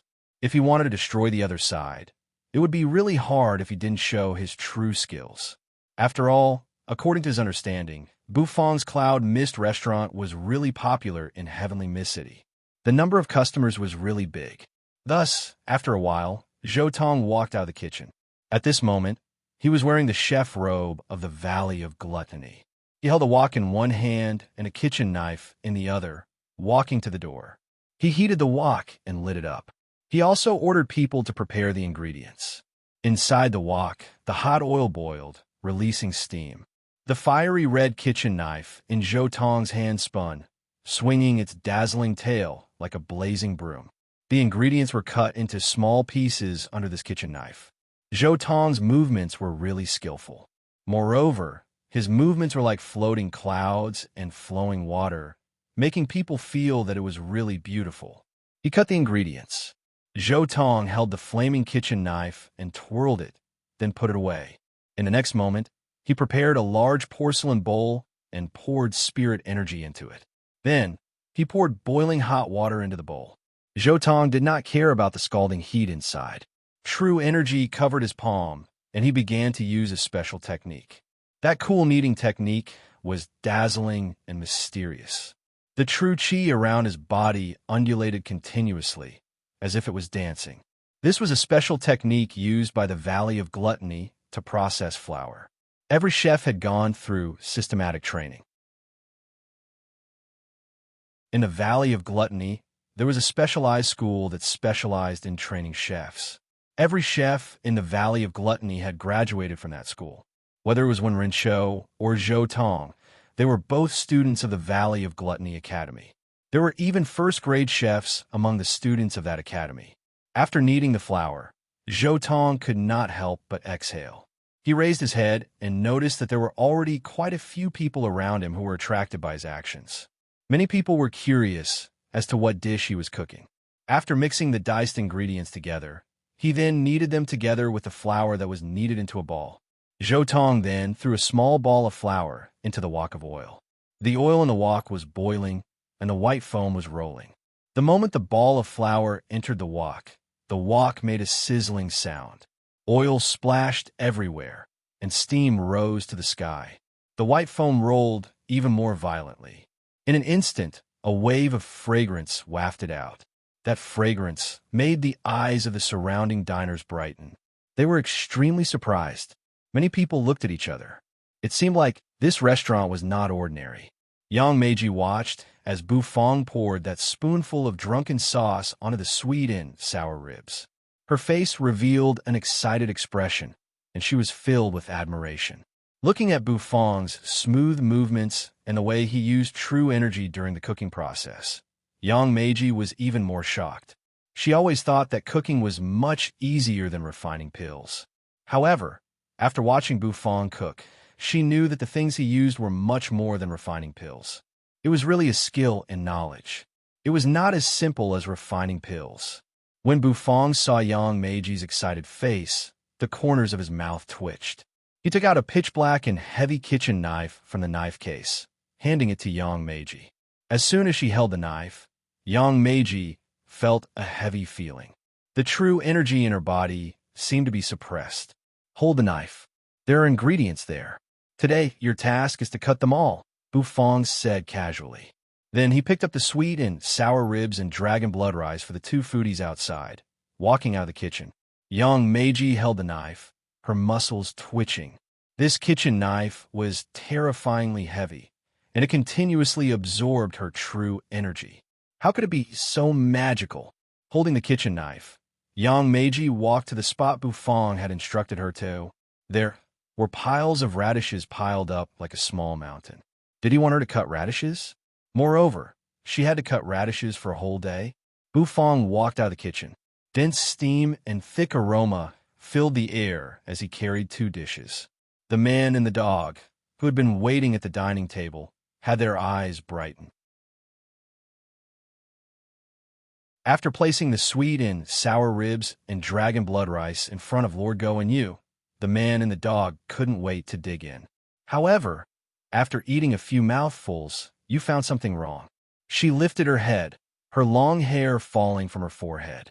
Her beautiful eyes gazed at Bu Fong. Bu Fong, why is there so little dragon blood rice? Yu asked seriously. Bu Fong wiped the water off his hands, then slowly walked to the bronze door. He opened the bronze door, letting in the sunlight, which warmed people up. Bu Fong didn't turn his head around. He just said casually, "You're a girl. You should eat less. Otherwise, you'll become as fat as a lazy dog." When Yu heard that, her exquisite nose snorted. She was infuriated. Lord Go gobbled up the porcelain plate, looking bewildered. His mouth was still dripping with liquor. Did someone say something bad about Lord Go just now? Opening the bronze door meant that today's business had officially begun. However, what made Bu Fong suspicious was that the moment he opened the bronze door, a wave of thick aroma wafted over from a distance. That aroma was really fragrant. It seemed to have hundreds and thousands of twists and turns, making people sink into it. Bu Fong's brows slightly twitched.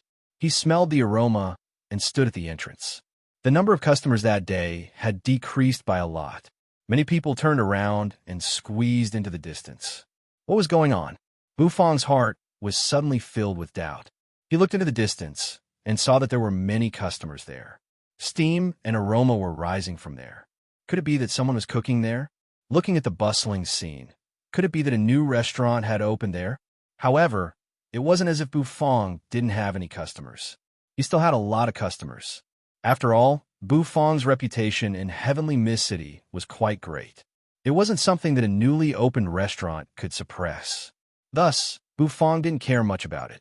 After standing there for a while, he turned around and entered the kitchen. Nangong Wuk had arrived. He rushed in with a vigilant face. When he saw Bu Fong, he took a step forward. "Old Bu, someone is causing trouble there." Nangong Wuk lowered his voice and said to Bu Fong, "Oh." Bu Fong didn't mind. As a young man who wanted to stand at the top of the food chain in this fantasy world, how could Bu Fong be afraid of a competitor? Since the other side wanted to cause trouble, he would let them do it. "Line up. It's time to open for business. If you want to order something, I'll tell you," said Bu Fong.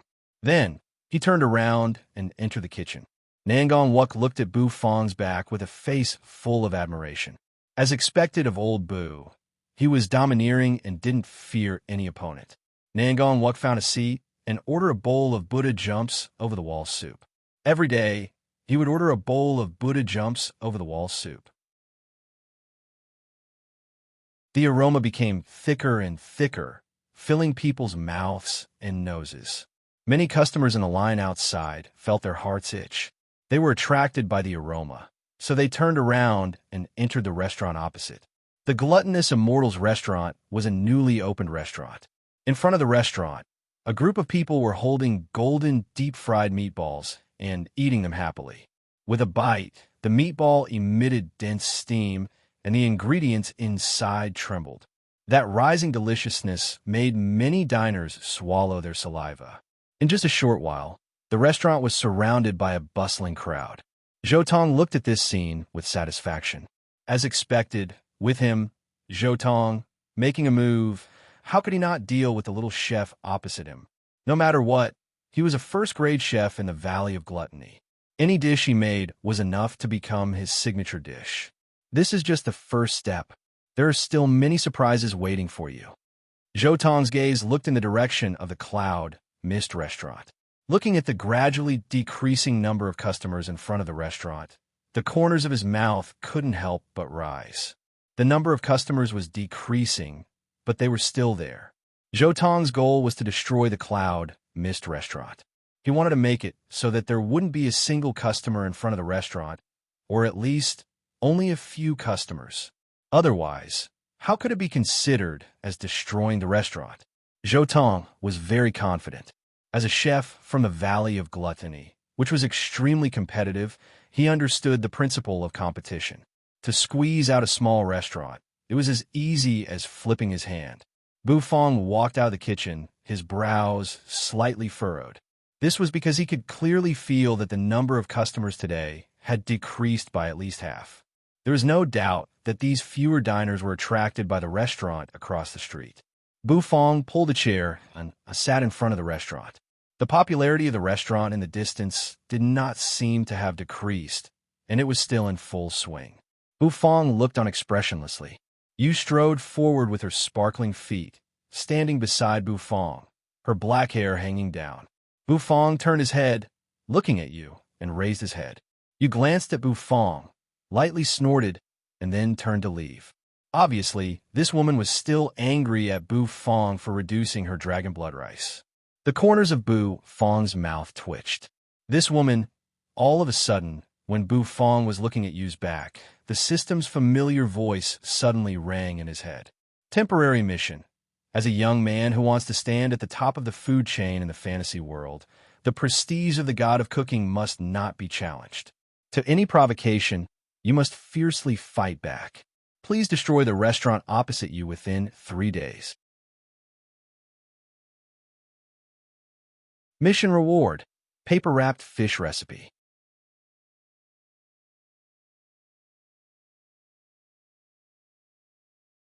Chapter 630. Bufang looked at Zhou back as he left. His face was as calm as an ancient well, but his brows were slightly furrowed. The Gluttonous Immortals restaurant, which had been bustling for a whole day, was still bustling. However, the customers were gradually dispersing. Was that iron lump a monster? She had painstakingly cut the radishes for half a day, and they were all sucked into the wok just like that. The system was also capricious. When there was a task, it would come one after another. When there was no task, it was so bored that its balls hurt.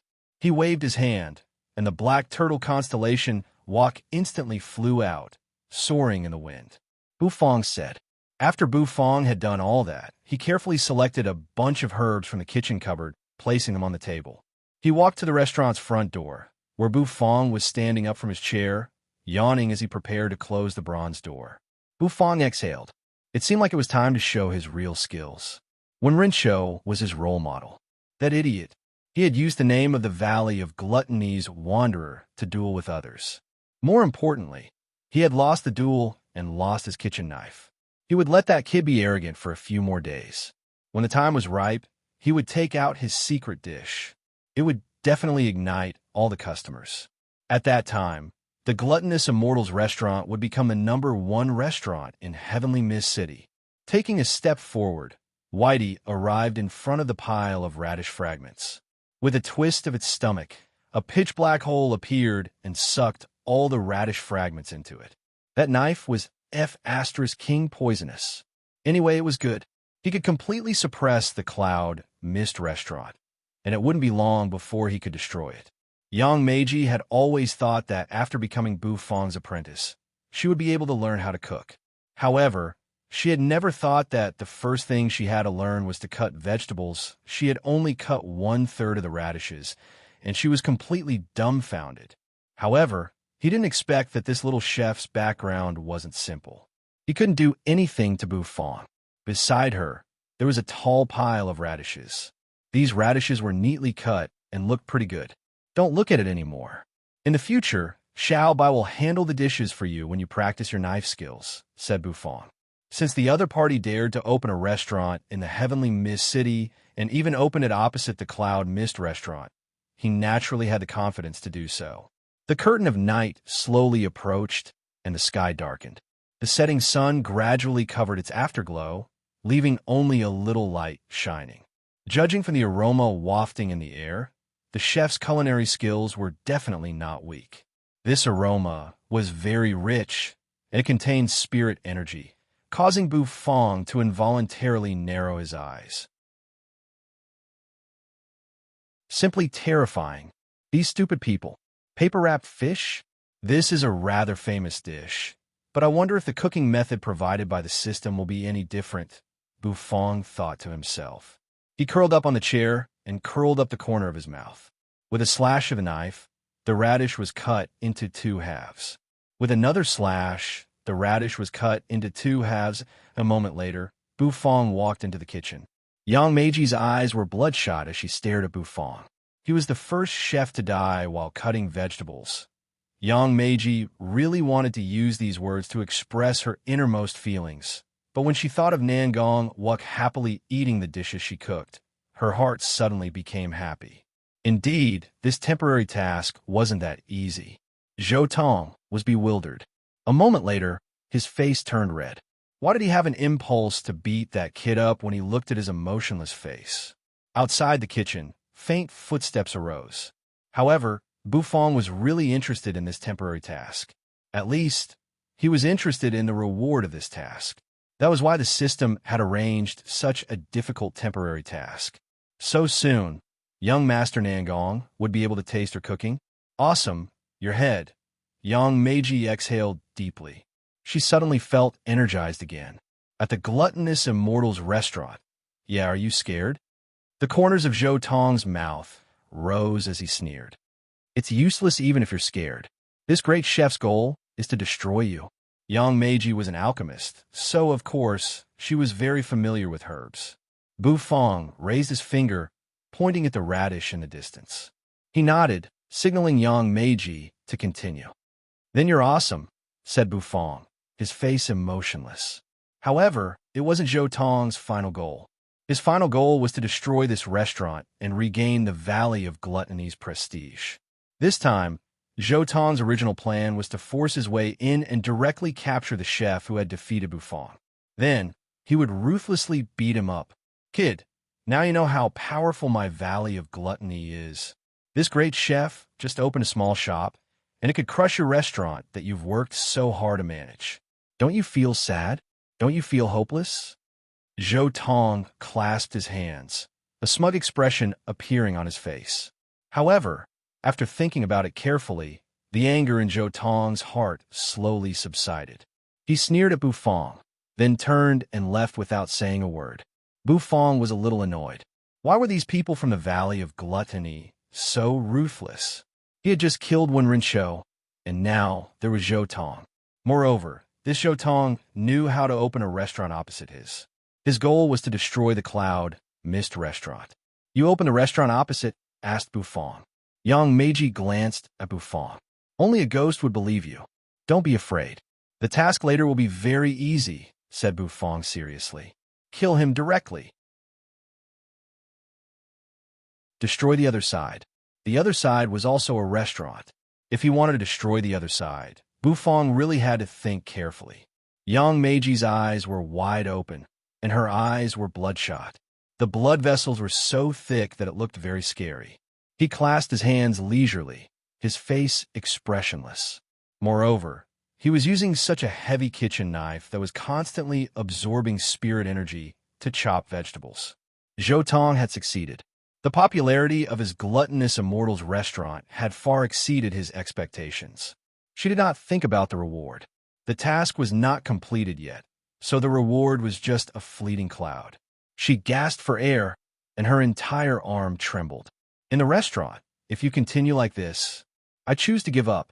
If I make soup, will young Master Nangong be able to drink it tomorrow? He was not stupid. Before he understood Bu Fong's background, he would not foolishly challenge Bu Fong to a chef's challenge. However, Bu Fong could clearly sense that the other side's goal of opening a restaurant was to provoke him, or rather, provoke the Cloud Mist restaurant. If you destroy me, I'll destroy you. Bu Fong looked at Yang Meiji, his face incomparably solemn. As for this Cloud Mist restaurant, just wait for it to close. Are you done practicing your knife skill? All right, the next task is easy. Stand up. I want you to make soup. It'll be useful tomorrow. After Xiao Bai had collected the radishes, Yang Meiji collapsed, sitting on the ground. How do I make soup with these herbs? Will young Master Wuk drink it? In the kitchen, Yang Meiji was so tired that she was about to collapse. Beside her was a pile of radish pieces. Xiao Bai was standing there, his stomach bulging as he collected all the radishes. There was actually another temporary mission. The previous temporary mission hadn't been completed yet. For the handsome young Master Nangong, what was this little hardship? To a large extent, the other side's goal was to destroy her restaurant. Yang Meiji, you have to work hard.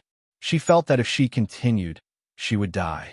When the gluttonous immortals restaurant's reputation spread, the number of customers would completely crush the Cloud Mist restaurant.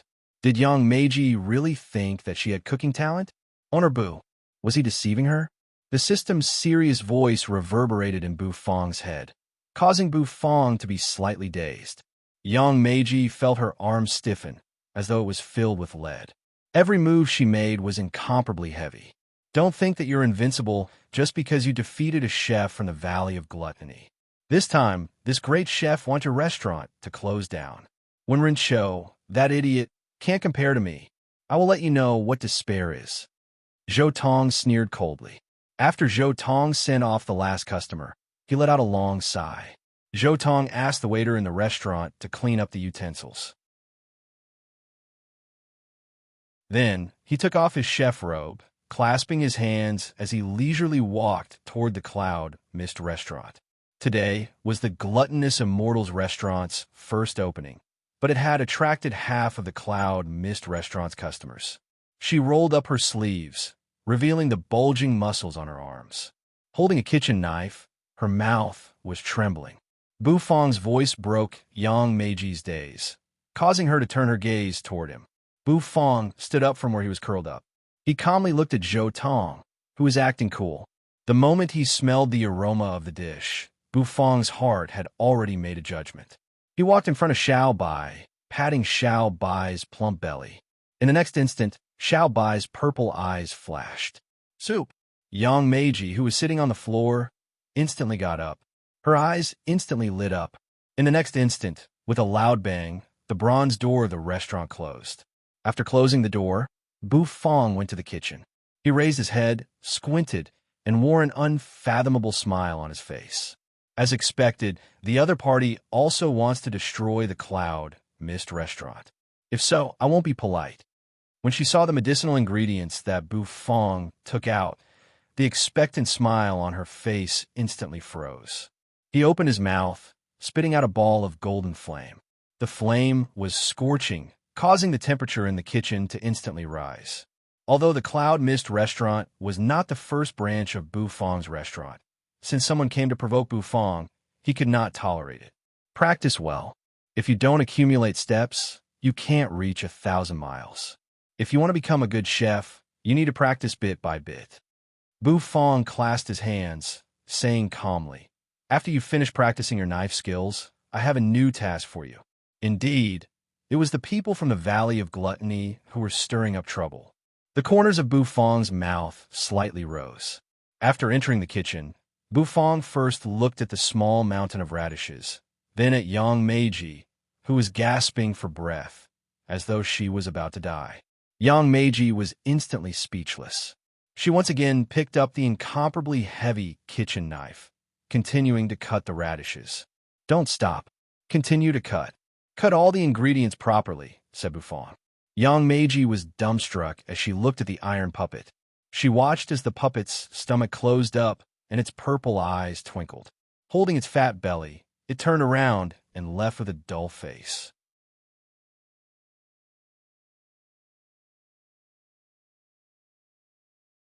Chapter 631. Young Meiji widened her eyes as she looked at the pile of herbs that Buffon had carefully selected. As an alchemist, she naturally had some knowledge about the different types of herbs. Thus, she was clear about the properties of those herbs. At this moment, her face darkened as she looked at those herbs. Buffon looked at her suspiciously.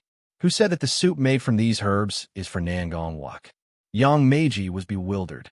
Then, she smiled awkwardly. "Look after the herbs in the wok. Boil them for 2 hours. After the time it takes to brew a cup of tea, stir them clockwise twice. Do you understand?" Buffon said. Young Meiji nodded.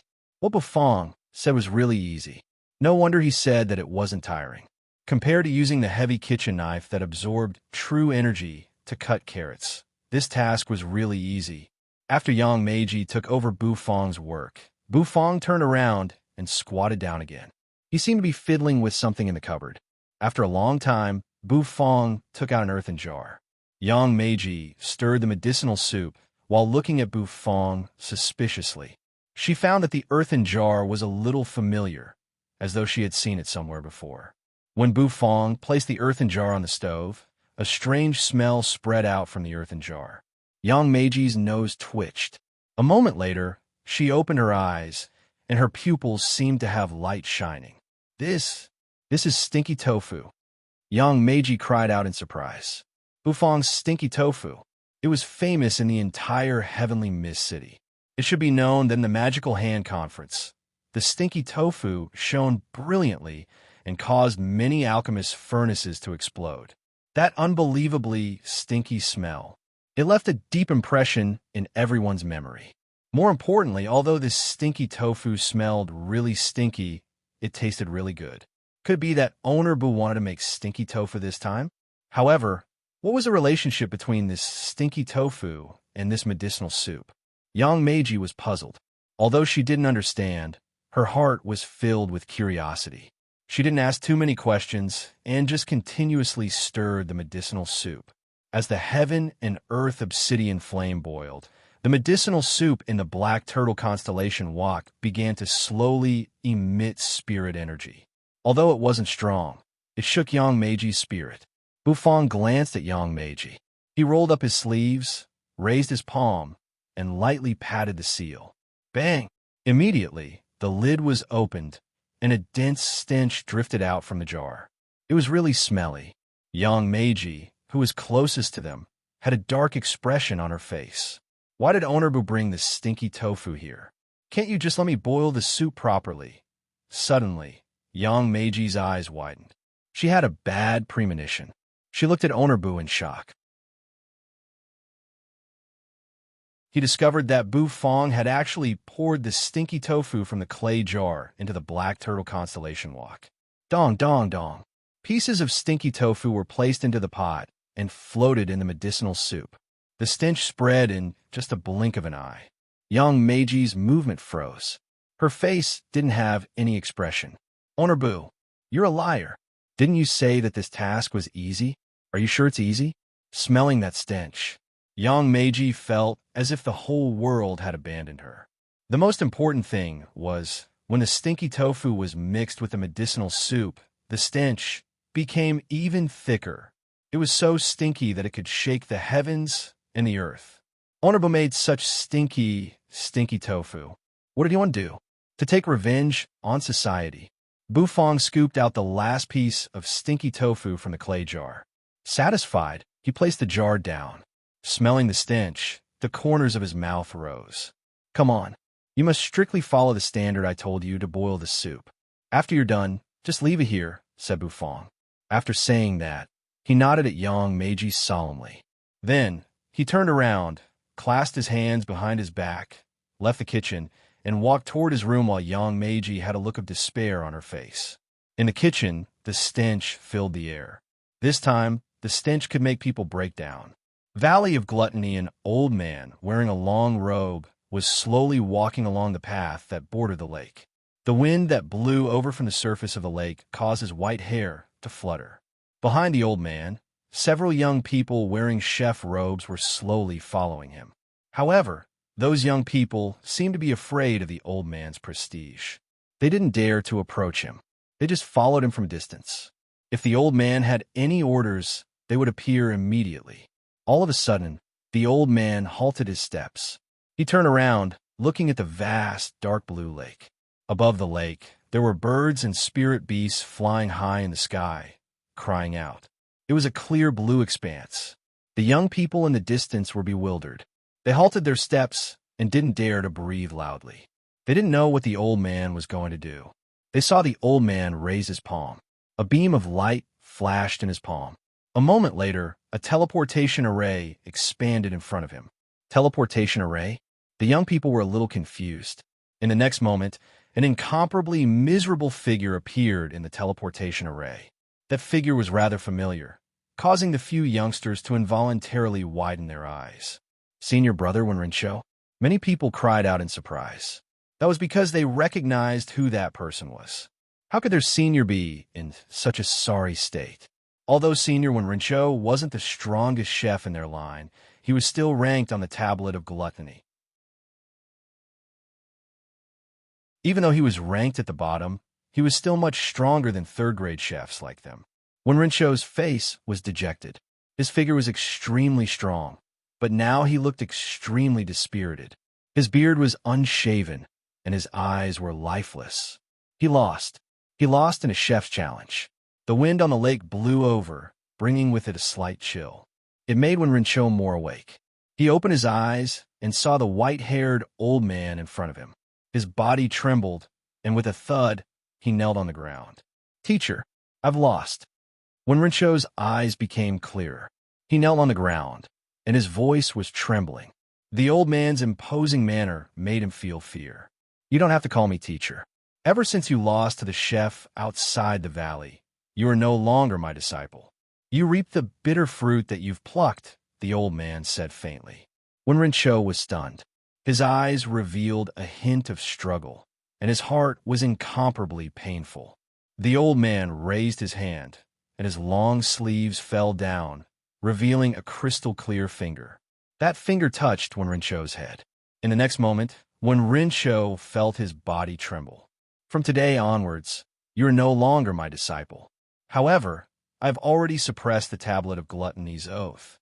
You can continue cooking. However, if you want to completely break the oath, you will have to challenge the road of gluttony. If you can walk out of the road of gluttony alive, you only need to defeat the chef who made you lose in the chef's challenge to break the tablet of gluttony's oath," the old man said. Wenrincho knelt on the ground. He didn't think that the old man would give him this chance. Challenge the road of gluttony?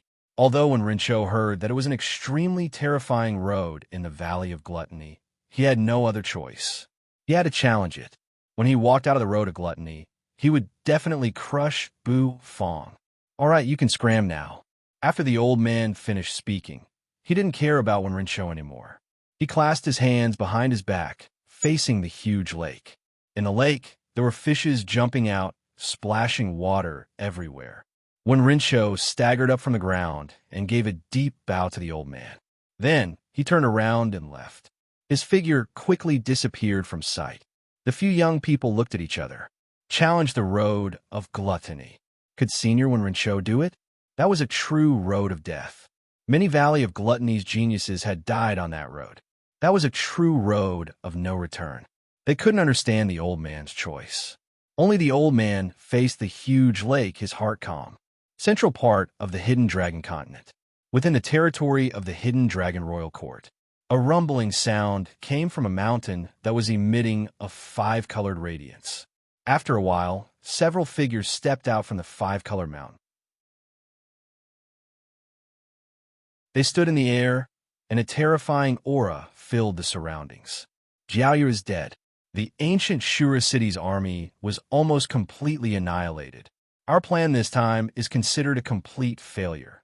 A young man wearing a golden crown and a purple robe said with a solemn expression. How many years has it been since our heavenly spring, holy land, suffered such a loss? A disciple actually died outside the imperial court, and even the god-slaying bow was broken. The other figure was a beautiful woman with fair skin and a voluptuous figure. Every movement she made was filled with charm. Jiaoyu went to hunt for the netherworld creatures, but he met with an accident. This is a big matter, and we can't ignore it. Also, our heavenly spring holy land has completed half of the annexation of the Pill Palace. The remaining heavenly mist city is not a big deal. Let those arrogant alchemists of the Pill Palace struggle at death's door, the purple-robed young man continued. The beautiful woman stroked her black hair, and a murderous aura flashed between her brows. No matter what, they killed the people of our heavenly spring holy land. This debt must be avenged. There's no hurry. The Valley of Gluttony's decennial glutton god's banquet is about to begin. Let the saint's son go. Every glutton god's banquet is a secret competition between the younger generation of our royal court. I heard that the heavenly secret holy land and the heaven's pivot holy land both accepted a good seedling. Some of the old fellows from the heavenly secret holy land and the heaven's pivot holy land have been very arrogant lately. I'm afraid those old fellows will send that seedling to the glutton god's banquet this time. We can't be weak, the purple-robed young man said. The beautiful woman pondered for a while, then said, Then let the saint's son go. You should go for a walk. Otherwise, the other great sage land's saint's sons will forget about our heavenly spring holy land saint's son. Ha ha, that's right, let him go. The purple-robed young man laughed. Also, let the shadow demon bring the god-slaying spear to heavenly mist city.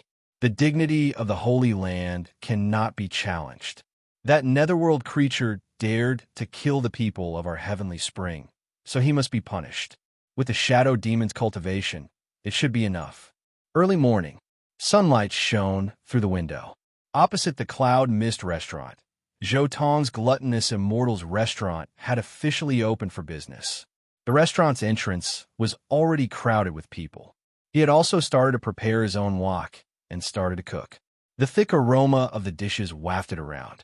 Bu Fong walked out of his room and went to the kitchen. On the kitchen stove, the black turtle constellation wok was quietly placed. The flame under the wok had long been extinguished, and a strange aroma wafted around the entire kitchen. Bu Fong stirred the ingredients in the wok. The stinky tofu floated in the wok. As he stirred, a thick stench instantly surged out. This was the smell of the herbs mixed with the smell of the stinky tofu, making it even more stinky. Gently patting the black turtle constellation wok, Bu Fong single-handedly picked up the wok and walked out of the restaurant. Yang Meiji had just woken up. Rubbing her sleepy eyes, she saw this shocking scene. Owner Bu, what are you doing? Yang Meiji didn't understand. In the small restaurant, Yu and Lord Go had already finished their preparations. One man and one dog sat on a chair, waiting for the food. However, the one who waited was Bu Fong, who came out with a wok. Smelling the stench emitted from the wok, the man and the dog's brows arched. This Bu Fong wanted to stir up trouble again.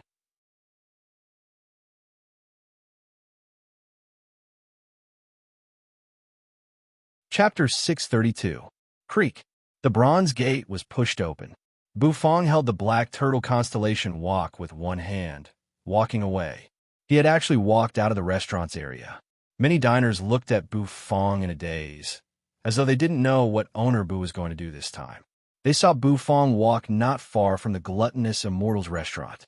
There, Zhou Tong was using a wok to fry fragrant food.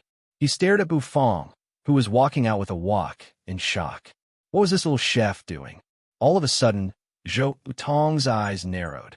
He saw Bu Fong place the black turtle constellation wok on the ground. Bu Fong gently exhaled. A moment later, Bu Fong opened his mouth, spitting out a ball of golden flame. That flame directly entered the black turtle constellation Wak, burning fiercely. A heaven and earth obsidian flame. Zhou Tong looked at the flame that Bu Fong spat out. His eyes shrank. He dared to use a heaven and earth obsidian flame to cook. This little chef did have some tricks. However, this kid placed a black wok in front of the gluttonous immortal's restaurant. Was he trying to provoke the gluttonous immortal's restaurant? He hadn't provoked him yet, and this little chef dared to make the first move. He really wouldn't shed a tear until he saw the coffin. Since that was the case, he would thoroughly crush this little chef.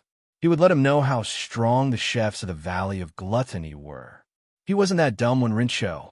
Opening his palm, Zhou Tong's true energy instantly boiled. The oil in the wok was boiling, constantly splashing. One after another, fragrant dishes shot out from the wok of oil. They flew through the void, spun, and finally landed on the porcelain plates. Among the thick aroma, there was the fragrance of wheat, meat, and herbs. The aroma was unique, and when mixed together, it had a unique taste. It was really fragrant. Bu Fong took a deep breath, the corners of his mouth rising. The surrounding diners were bewildered. Facing the gluttonous immortal's restaurant's provocation, owner Bu couldn't stand it anymore. Was he going to make a move? Try one. Zhou Tong clasped one hand behind his back. With a flick of his finger, a deep-fried golden meatball hovering in the air flew towards Bu Fong. Bu Fong raised his eyebrows and caught the meatball. The warm meatball exuded a fragrant aroma, and the dense gas drifted over it, making the meatball quite beautiful. Bu Fong dragged the meatball, stuffed it into his mouth, and took a bite. Instantly, the moment he bit into it, golden oil actually splashed out from the meatball. The oil was boiling hot, and the heat and fragrance spread out. The taste of the meatball was not bad, which made Bu Fong raise his eyebrows slightly. He looked at Zhou Tong in astonishment. This fellow's craftsmanship was indeed not bad. Compared to that one Rincho, he was not the slightest bit inferior. It was no wonder that he had the confidence to open a shop opposite the Cloud Mist restaurant and wanted to destroy it. But what a pity, Bu Fong stuffed all the meatballs into his mouth. As he chewed, he waved his hand at Yang Meiji, who was watching the scene from afar. Yang Meiji was dumbfounded. Why did he call her again? Come here. I have an easy task for you, Bu Fong said calmly. When Yang Meiji heard his tone, she was shocked and all the pores on her body tightened. Another easy task. Owner Bu, this swindler. Did he think that she would believe him? However, Yang Meiji still went over in the end. That was because she saw Nangong Wuk slowly walking over with a few people. Stir it like yesterday. However, if anyone wants to buy the stinky tofu, I'll sell it to you for 5 crystals. It's a huge discount. If you don't want to eat it, don't eat it, Bu Fong said. After saying that, he looked at Zhou Tong with a meaningful gaze, then turned around and walked towards the Cloud Mist restaurant. Zhou Tong's face was blank. What did this little chef mean? Was he looking down on him? Placing a wok in front of his restaurant and running away? What was he trying to do? Especially that meaningful gaze before he left. What did that gaze mean? Why did it make people so nervous? Yang Meiji took a deep breath, and her chest puffed up. Her eyes looked at the black wok, and a resolute look appeared in her eyes. For young Master Wuk, I'll risk it all. Swish. Slowly stirring the stinky tofu that was soaked in medicinal broth, the dark brown broth began to boil.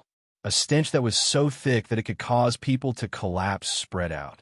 Originally, many people were curious, wanting to see what was in the black wok that Owner Bu had carefully prepared. In the end, when the stench was forced out, everyone's face darkened. It was that familiar stench again. Many people had a dumbfounded look on their faces, and they retreated because of the stench. Of course, Zhou Tong also smelled this stench. That stench followed him like a shadow, drifting into his nose. He was instantly dumbfounded.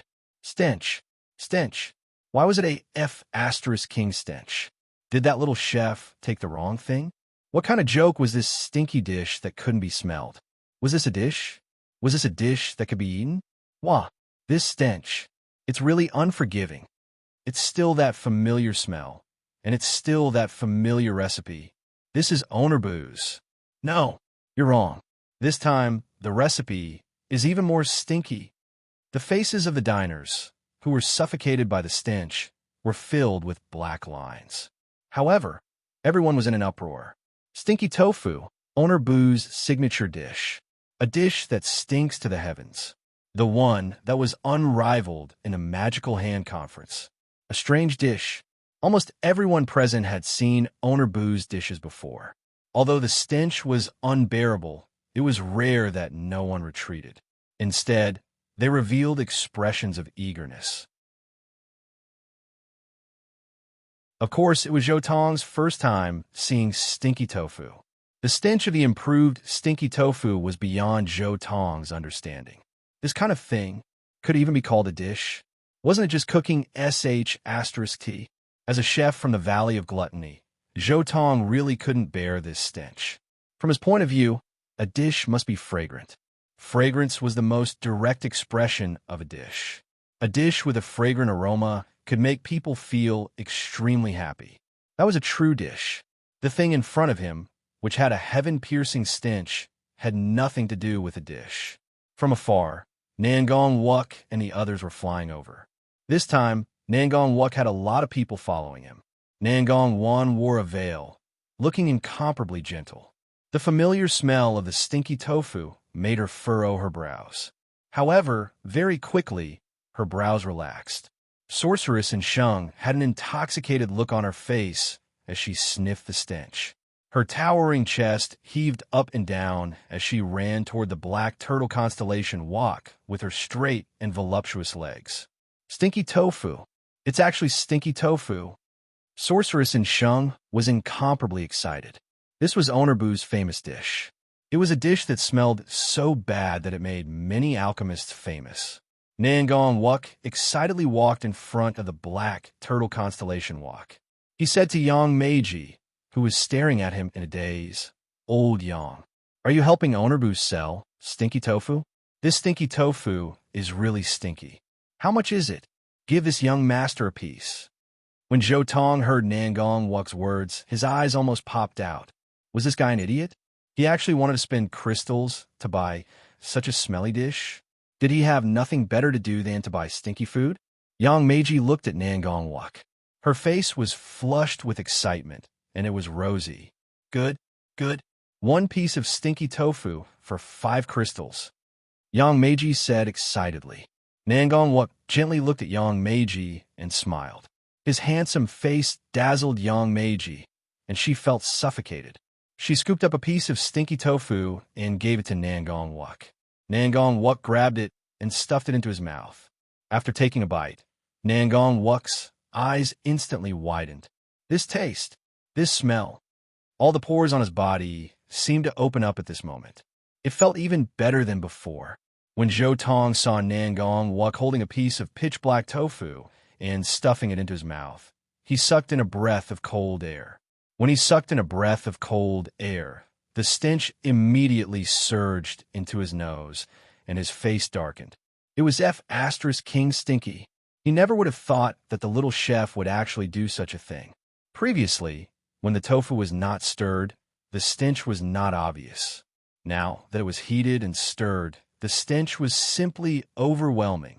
The entire area seemed to have turned into a sea of stench. Zhou Tong felt that the fragrance of the delicacy he was cooking was affected, and it became incomparably smelly. It made people lose their appetite. Sorceress and Sheng also bought a piece of stinky tofu. Under Zhou Tong's sharp gaze, she ate it happily. As she ate, she squinted her eyes in enjoyment. In Zhou Tong's eyes, this group of people was simply perverted. Suddenly, Zhou Tong froze. He realized that Nangong Wuk was holding a piece of stinky tofu in his hand and was walking toward his restaurant. Instantly, Zhou Tong's face turned green. "No, don't come over." Zhou Tong's eyes were about to pop out of their sockets. Nangong Wuk's steps suddenly froze. His entire body was holding the stinky tofu, and he was stunned on the spot. "Why won't you let me go over? Aren't you opening a restaurant? Why won't you let me go over?" Nangong Wuk was a little angry. Was he looking down on this young master? Were you jealous of this young master's beauty? Nangong Wuk spat out a stinky breath as he spoke. As he spoke, he stuffed this stinky tofu into his mouth. That stinky breath sprayed out, spraying directly on Zhou Tong's face. Zhou Tong's face became even greener, greener and greener. He took a few steps back, his face filled with fear. It was so stinky. Nangong Wuk stuffed the stinky tofu into his mouth. The rich taste bloomed in his mouth, and it was so delicious that Nangong Wuk almost moaned. That blurred gaze made Zhou Tong feel as though he was looking at a pervert. Nangong Wuk squinted his eyes, opened his mouth, and spat out the stinky breath. His face was filled with intoxication. Those who had never personally tasted stinky tofu would find it hard to understand how delicious it was. As a foodie, one had to see the essence through the appearance. Sorceress Sheng was also eating stinky tofu.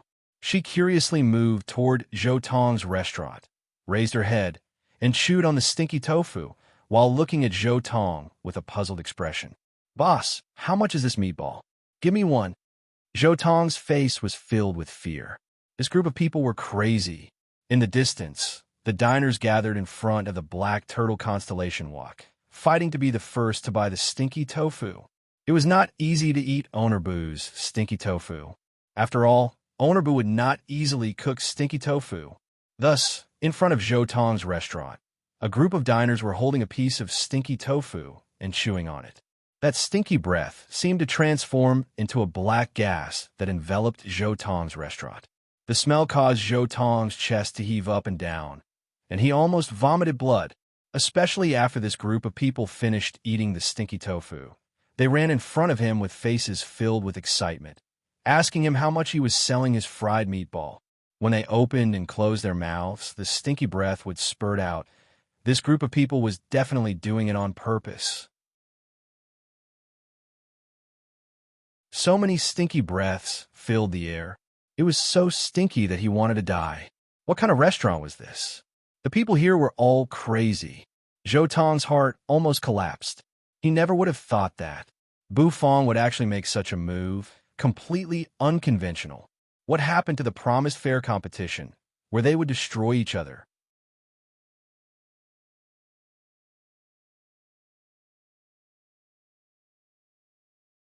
Chapter 633. In Zhou Tong's memory, he had never smelled such a stinky thing before. Moreover, this stench was actually emitted from the dishes. Looking at the group of people eating in high spirits, everyone's faces were filled with joy. Zhou Tong was really dumbfounded. Could it be that the stinky dish was really delicious? From the bottom of his heart, Zhou Tong did not believe it. As a chef of the Valley of Gluttony, he had eaten all kinds of dishes. However, he had never heard of a dish that smelled so bad being delicious. That was a dish that had completely transcended his worldview. From the kitchen, Bu Fong slowly walked out. He wiped off the water stains on his hands and returned to the kitchen to cook sweet and sour ribs and dragon blood rice for Lord Goenyu. After that, he walked out once more. The stinky tofu's popularity did not exceed his expectations. In Heavenly Mist City, his stinky tofu was a signature dish that everyone knew about. More importantly, even in the Cloud Mist restaurant, Bu Fong rarely cooked the stinky tofu.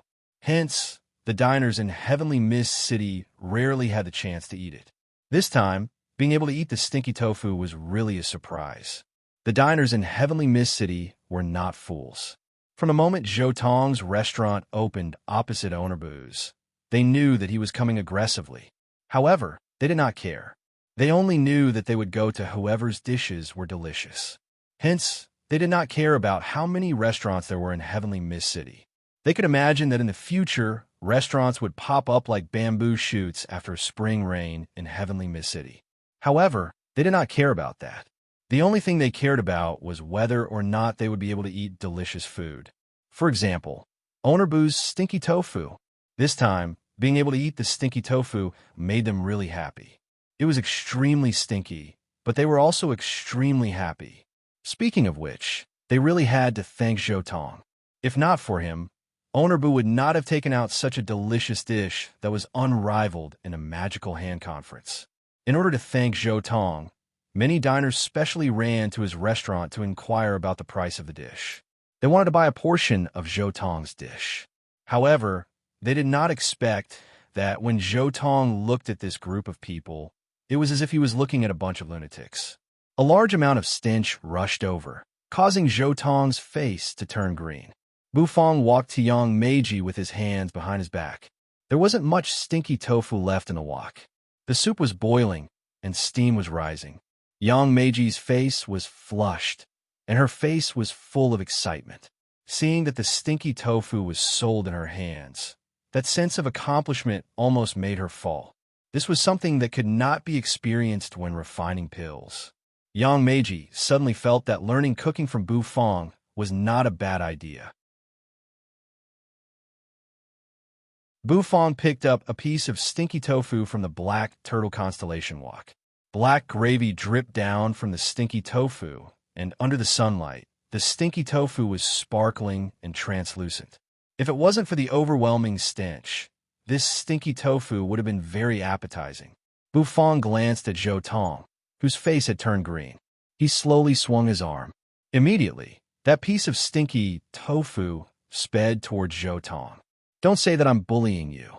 You gave me a taste of the meatball, so I'll also give you a taste of the stinky tofu, Bufang lightly said. Zhou Tong's eyes narrowed. Raising his hand, he caught the stinky tofu. A wave of stench assaulted his nostrils. Enduring the unpleasant stench, Zhou Tong narrowed his eyes and looked at the stinky tofu. There seemed to be a faint radiance circulating on it, and a dense spiritual energy spread out from time to time. Zhou Tong's heart trembled. It was indeed not ordinary. But could it really be eaten? So stinky. It made one not even have the desire to eat it. However, looking at the group of people around him eating it happily, Zhou Tong's heart was a little shaken and hesitant. Could it really be delicious? That's right. Since Bufang was a chef who could defeat Wen Rinchou, it was impossible for him to take out a dish that only had a stench. That would be purely disgusting. If this stinky tofu was really delicious, then Bufang will be left with this round. Opening his mouth, Zhou Tong gently took a bite of the stinky tofu. When his teeth bit down, a slight abrasive feeling spread out on his teeth. That feeling was rather peculiar. The slightly blackened skin of the tofu was bitten through, and the stench surged into his mouth. But the strange thing was, this stench completely did not make people feel that it was extremely disgusting. Instead, there was a wave of fragrance. Could it be that this was the so-called extremely stinky would-be fragrant? Munch munch, the surrounding people ate with satisfaction. Zhou Tong could not help but take a few more bites. When the stinky tofu entered his stomach, the taste was really delicious. After eating the stinky tofu, Zhou Tong seemed to have developed an immunity to the surrounding stench. He was not affected in the slightest. After eating the entire piece of stinky tofu, Zhou Tong became silent. In the next instant, under everyone's dumbfounded gazes, Zhou Tong kept the wok of oil. He gave Bufang a deep look and did not say anything. He ordered the people to keep the things, close the shop's doors, and stop doing business. He knew that with the stinky tofu, he could not compare to Bufang in business today. Moreover, after eating the stinky tofu, Zhou Tong did not have the mood to do business anymore. The stinky tofu was sold out, and Zhou Tong also closed the shop. Bufang only slightly twitched the corners of his mouth, as though he was not surprised at all. He single-handedly picked up the black turtle constellation wok, then walked into the restaurant. Not long after, he returned to the kitchen. Inside the restaurant, Yu and Blackie had just finished their dishes. Yu was so angry. Today's dragon blood rice was deducted a lot by Bufang again. Bufang had changed. He was not like this in the past. Yu felt so wronged in her heart. Old Yang, come in. Continue to practice your knife skills, Bufang said to Yang Meiji. Hearing that she had to practice her knife skills, Yang Meiji's face instantly drooped. Practicing her knife skills was so tiring. Outside the restaurant, the line of people increased again. The business was in full swing.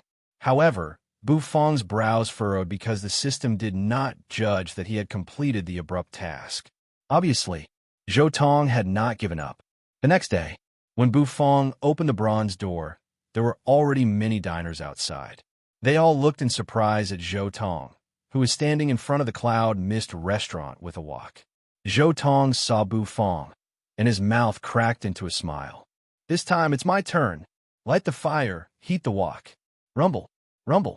A kitchen knife engulfed in flames spun, and ingredients flew everywhere. Zhou Tong stood under the ingredients, looking at Bu Fong. Bu Fong was stunned, and his heart shivered. As expected, Zhou Tong had not given up. Sizzle, sizzle, sizzle. The ingredients fell into the wok. Zhou Tong held a bronze wok spatula, quickly stir-frying them.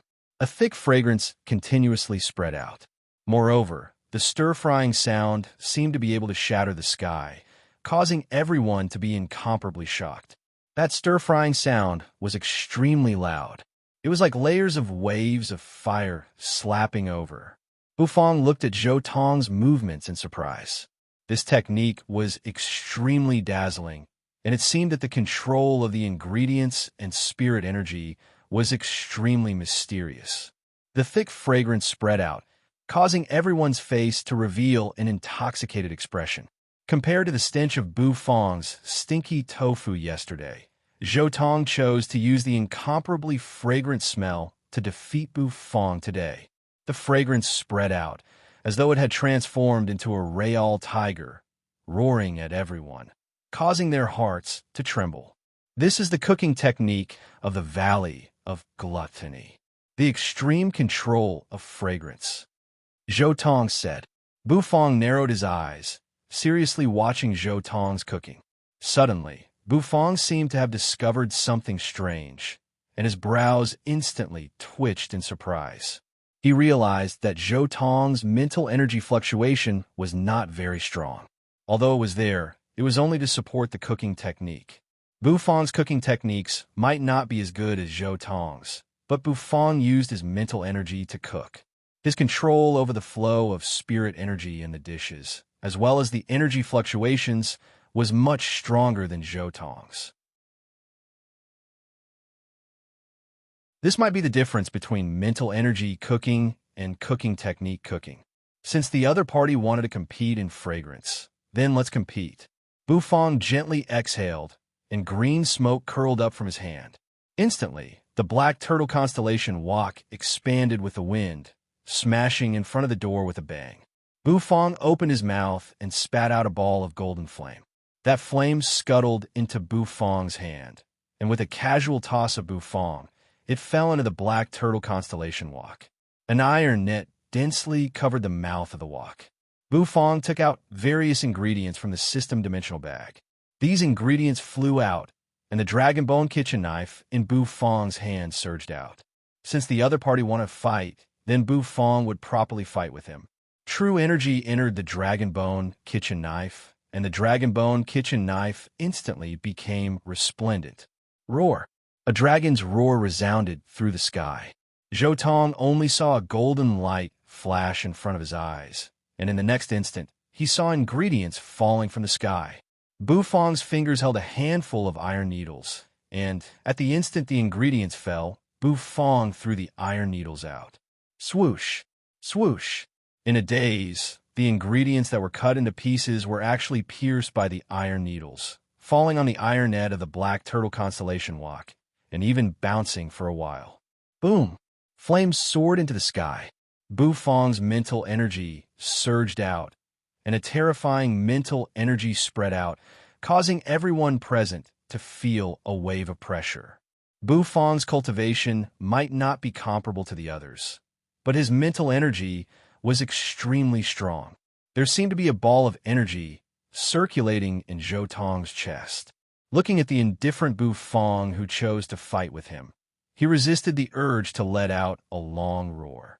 This wasn't a chef's challenge, but it was similar to a chef's challenge. It could be considered a silent chef challenge between the two of them, and the wager of the chef challenge was, the loser would represent the restaurant's collapse. This could be considered a fair and square clash of cooking skills between the two of them. Zhou Tong did not think that Bu Fong would actually choose to fight him head-on. In terms of stench, his dishes might not be comparable to Bu Fong's stinky tofu. However, in terms of fragrance, Zhou Tong, who came from the Valley of Gluttony, would be afraid of Bu Fong. He, Zhou Tong, as a first-grade chef, had the confidence of a first-grade chef. At this moment, let the fragrance fill the entire hall. Bu Fong indifferently looked at Zhou Tong, his face expressionless. The 5 fingers of one hand were holding ingredients on the iron net, and these ingredients were placed on top of the iron net. The heaven and earth obsidian flame spread out, and the flames soared into the sky. Bu Fong's mental energy spread out, covering the ingredients, and he carefully felt every strand of fragrance flowing. Splash! The oil splashed down, sprinkling on the ingredients. In an instant, the flames were like a roaring fire dragon, surging up violently, and the flames filled the sky. The surrounding diners were all dumbfounded. Even Nangong Wuk and the others who rushed over were dumbfounded. This sudden clash of cooking skills caught them off guard. Why did they feel that he was even more irritable than the alchemists? However, after being dumbfounded for a while, everyone became excited. This kind of blood-boiling cooking skill clash was what they were looking forward to the most.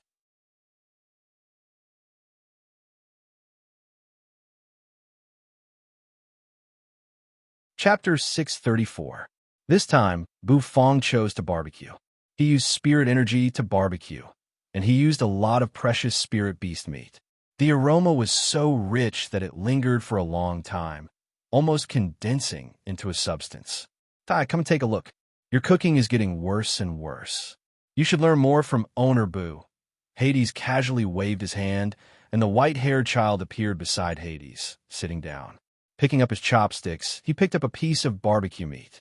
The meat was covered in oil, and there were even some seasonings on it, looking quite tempting. This, how did you do it? Is that the smell of a heaven and earth obsidian flame? Zhou Tong chewed on the barbecue meat, and his mouth was covered in oil. His eyes were filled with disbelief and astonishment. Hot steam rose, and pieces of tender meat emitted an enchanting aroma. Pink, green, yellow, all kinds of colors intertwined, causing the dish to be extremely attractive in terms of color and aroma. The air seemed to become a little quieter at this moment. The ground was filled with spirit fruit fragments and fruit shells. The main hall was a mess, and there were even spirit beast bones scattered around. However, Zhou Tong's words made his heart involuntarily move. After angrily rubbing the white-haired child's head for a while, Hades's figure flashed, and he returned to his high seat. He lazily leaned back, raising his head, and his expression was one of despair. Hades wore a set of armor, and his entire body was tall and handsome. He walked down from his seat, and with a kacha sound, he walked in front of the white-haired child, his expression incomparably solemn. If someone were to appear here, they would definitely not think that this was the solemn and dignified Hades Palace. They would only think that this was a place that had just finished a banquet but was not cleaned up. Zhou Tong looked at the dish in front of him, which was roasted at just the right temperature, and there was not the slightest bit of burnt smell. His eyes also revealed a hint of surprise. Once the barbecue meat entered his mouth, Zhou Tong's eyes instantly lit up, and his eyes revealed a hint of disbelief. Zhou Tong wiped off the water stains on his hands, and finally finished his cooking. The white-haired Tai blinked in confusion. Lord Hades, what's a spicy strip? Hades' era's jet-black hair fluttered as he stuffed a spirit fruit into his mouth. He bit down on it, and the juice splattered everywhere. The sweet and sour taste filled his mouth. Zhou Tong was stunned. In the next moment, the expression on his face began to tremble. The gluttonous Immortals restaurant, which had been decorated with gold and jade, was reduced to ruins by this one palm. The signboard of the gluttonous Immortals restaurant was smashed to pieces by Zhou Tong. With his hands behind his back, Bu Fong looked at Zhou Tong's departing figure indifferently, his face expressionless. Pa! After receiving the Nether King's order, the white-haired child took a step and ran toward the distance. That smell was simply too mesmerizing. However, his voice still lingered in the air. This little chef from outside the valley actually gave him that kind of pressure. Cooking with the most primitive methods is the most fragrant. That's the natural smell, That's the most mesmerizing smell, Bufong said. The sizzling sound of oil splattering rang out from the black turtle constellation wok. Every time the oil dripped onto the wok, it would cause the flames to burn even brighter. The barbecue skewers on the grill were still gradually ripening, emitting a mesmerizing luster. It made people unable to take their eyes off it. Zhou Tong took in a deep breath. The fragrance was like a little snake drilling into his nostrils, provoking his taste buds. Hades was irritated. He suddenly sat up straight and shook his head, scattering his hair. Zhou Tong's cooking was also nearing its end. He still took out a white porcelain plate. The plate was spotless, and he placed it on the stove. The surrounding diners were almost convinced by Bufong and Zhou Tong's skills.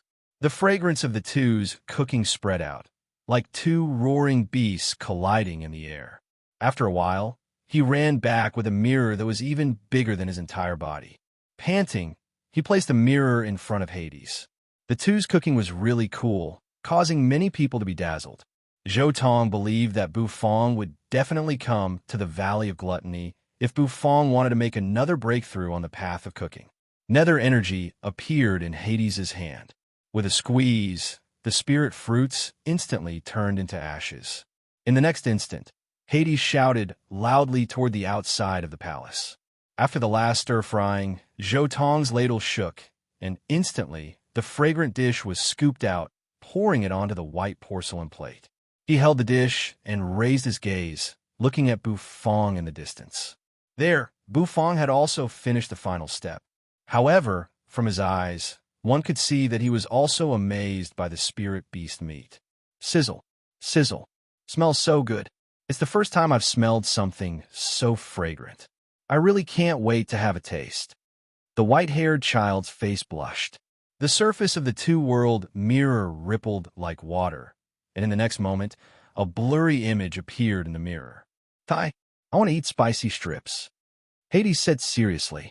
The two of them exchanged dishes to taste.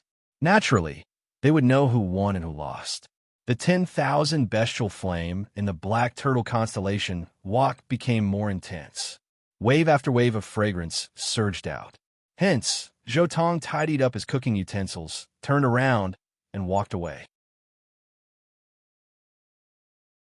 If this kind of person entered the Valley of Gluttony, how terrifying would it be? In the dark area that stretched as far as the eye could see, there was a massive, towering palace made of pitch-black metal. It looked like it had been slashed by a saber energy. Bufong held 5 skewers in one hand, his face indifferent. His mental energy surged like waves, covering the skewers. He even controlled the flames. Sizzle, sizzle. What's this thing? How could it taste so bad? I want to eat spicy strips. I'm poisoned by them. Unfortunately, he couldn't smell any burning smell. Hades reached out his hand, placing it on the white-haired child's head. His body slightly bent, he squinted. The collision of aroma was silent, but it made the diners feel so uncomfortable. Are these two really chefs? I didn't know chefs could be so gorgeous. Hades sat on a high seat in the main hall of the palace. Gluttonous Immortal's Restaurant. Indeed, I don't deserve the title of Gluttonous Immortal. Zhou Tong shook his head. The important thing was, he picked up a few more skewers and put them in his mouth, feeling the flavor of the roasted meat spreading and exploding in his mouth. Emissary Tai blinked his big eyes, following Hades, stuffing spirit fruits into his mouth. Oh, this restless Ownerboo is stirring up trouble again. It was unknown when another handful of spirit fruits appeared in Hades' hand. He stuffed them into his mouth while watching excitedly. At this moment, Zhou Tong was very clear. A figure flew in from outside the palace, respectfully appearing in front of Hades. No wonder when Rincho lost to Bufong. This chef who didn't come from the Valley of Gluttony was too monstrous. Tai, bring me my 2-rel mirror. I can't eat spicy strips, but I'll take a look, right? Those damn ghouls. One day I will skin them all. A bunch of stinky skulls. A man wearing cold, pitch-black armor leaned against a chair with a bored face. He held a handful of strange spirit fruits in his hand, stuffing them into his mouth from time to time. Netherworld, he pulled down all the skewers, pouring them into a blue and white porcelain plate. Finally, he sprinkled some seasoning. Steam billowed, and the aroma filled the air. Jotong's cooking skills were even better than Wenrincho's. In the picture, flames shot up to the sky, and oil splashed everywhere. He lost.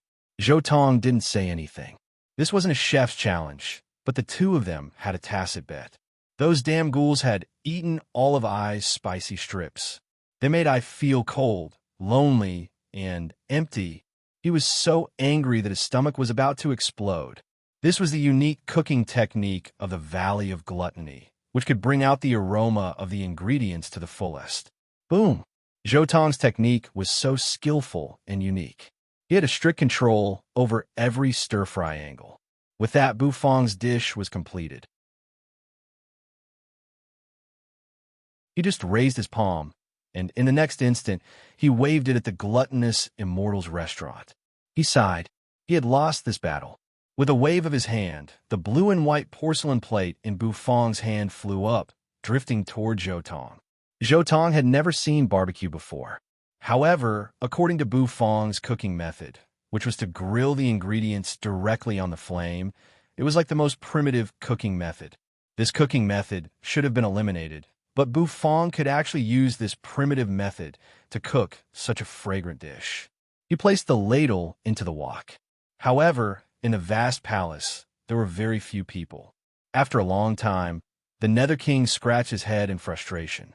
A sad expression appeared on his handsome face. His eyes were misty, thinking about the delicious, spicy strips, and he couldn't control himself. Every time they collided, the diners' hearts would rise to the peak. They couldn't help but take in a deep breath to absorb the aroma.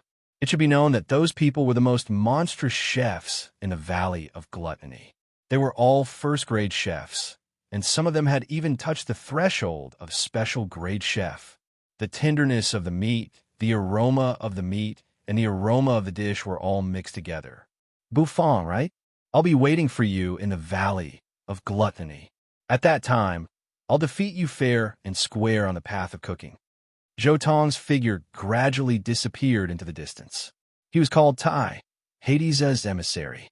In the entire majestic palace, there were only Hades and this white-haired child. However, Hades didn't look like he was enjoying it. This was a child with a head full of white hair. This child's eyes were really big, and when he blinked, there seemed to be a spirit moving in them. Tai, hurry up and come in, Tai. In the distance, Jotong's cooking had reached its climax. Around him, the aroma was like a strange beast that had turned into a divine weapon, roaring and surging unceasingly. When he walked past the gluttonous Immortal's restaurant, Jotong didn't even lift his head. In his head, the serious voice of the system arose at this moment. The Valley of Gluttony? I'll go, Bufang mumbled.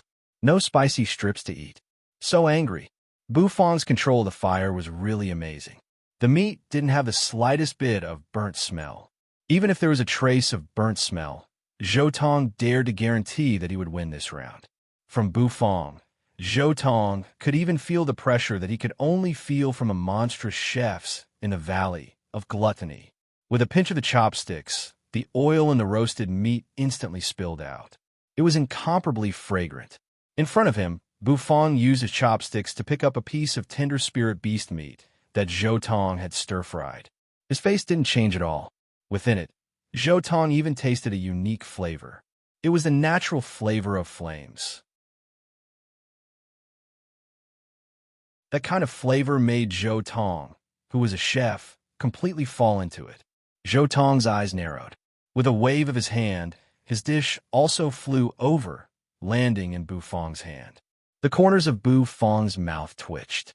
He put down his chopsticks and didn't continue tasting, because he still knew who won this cooking competition.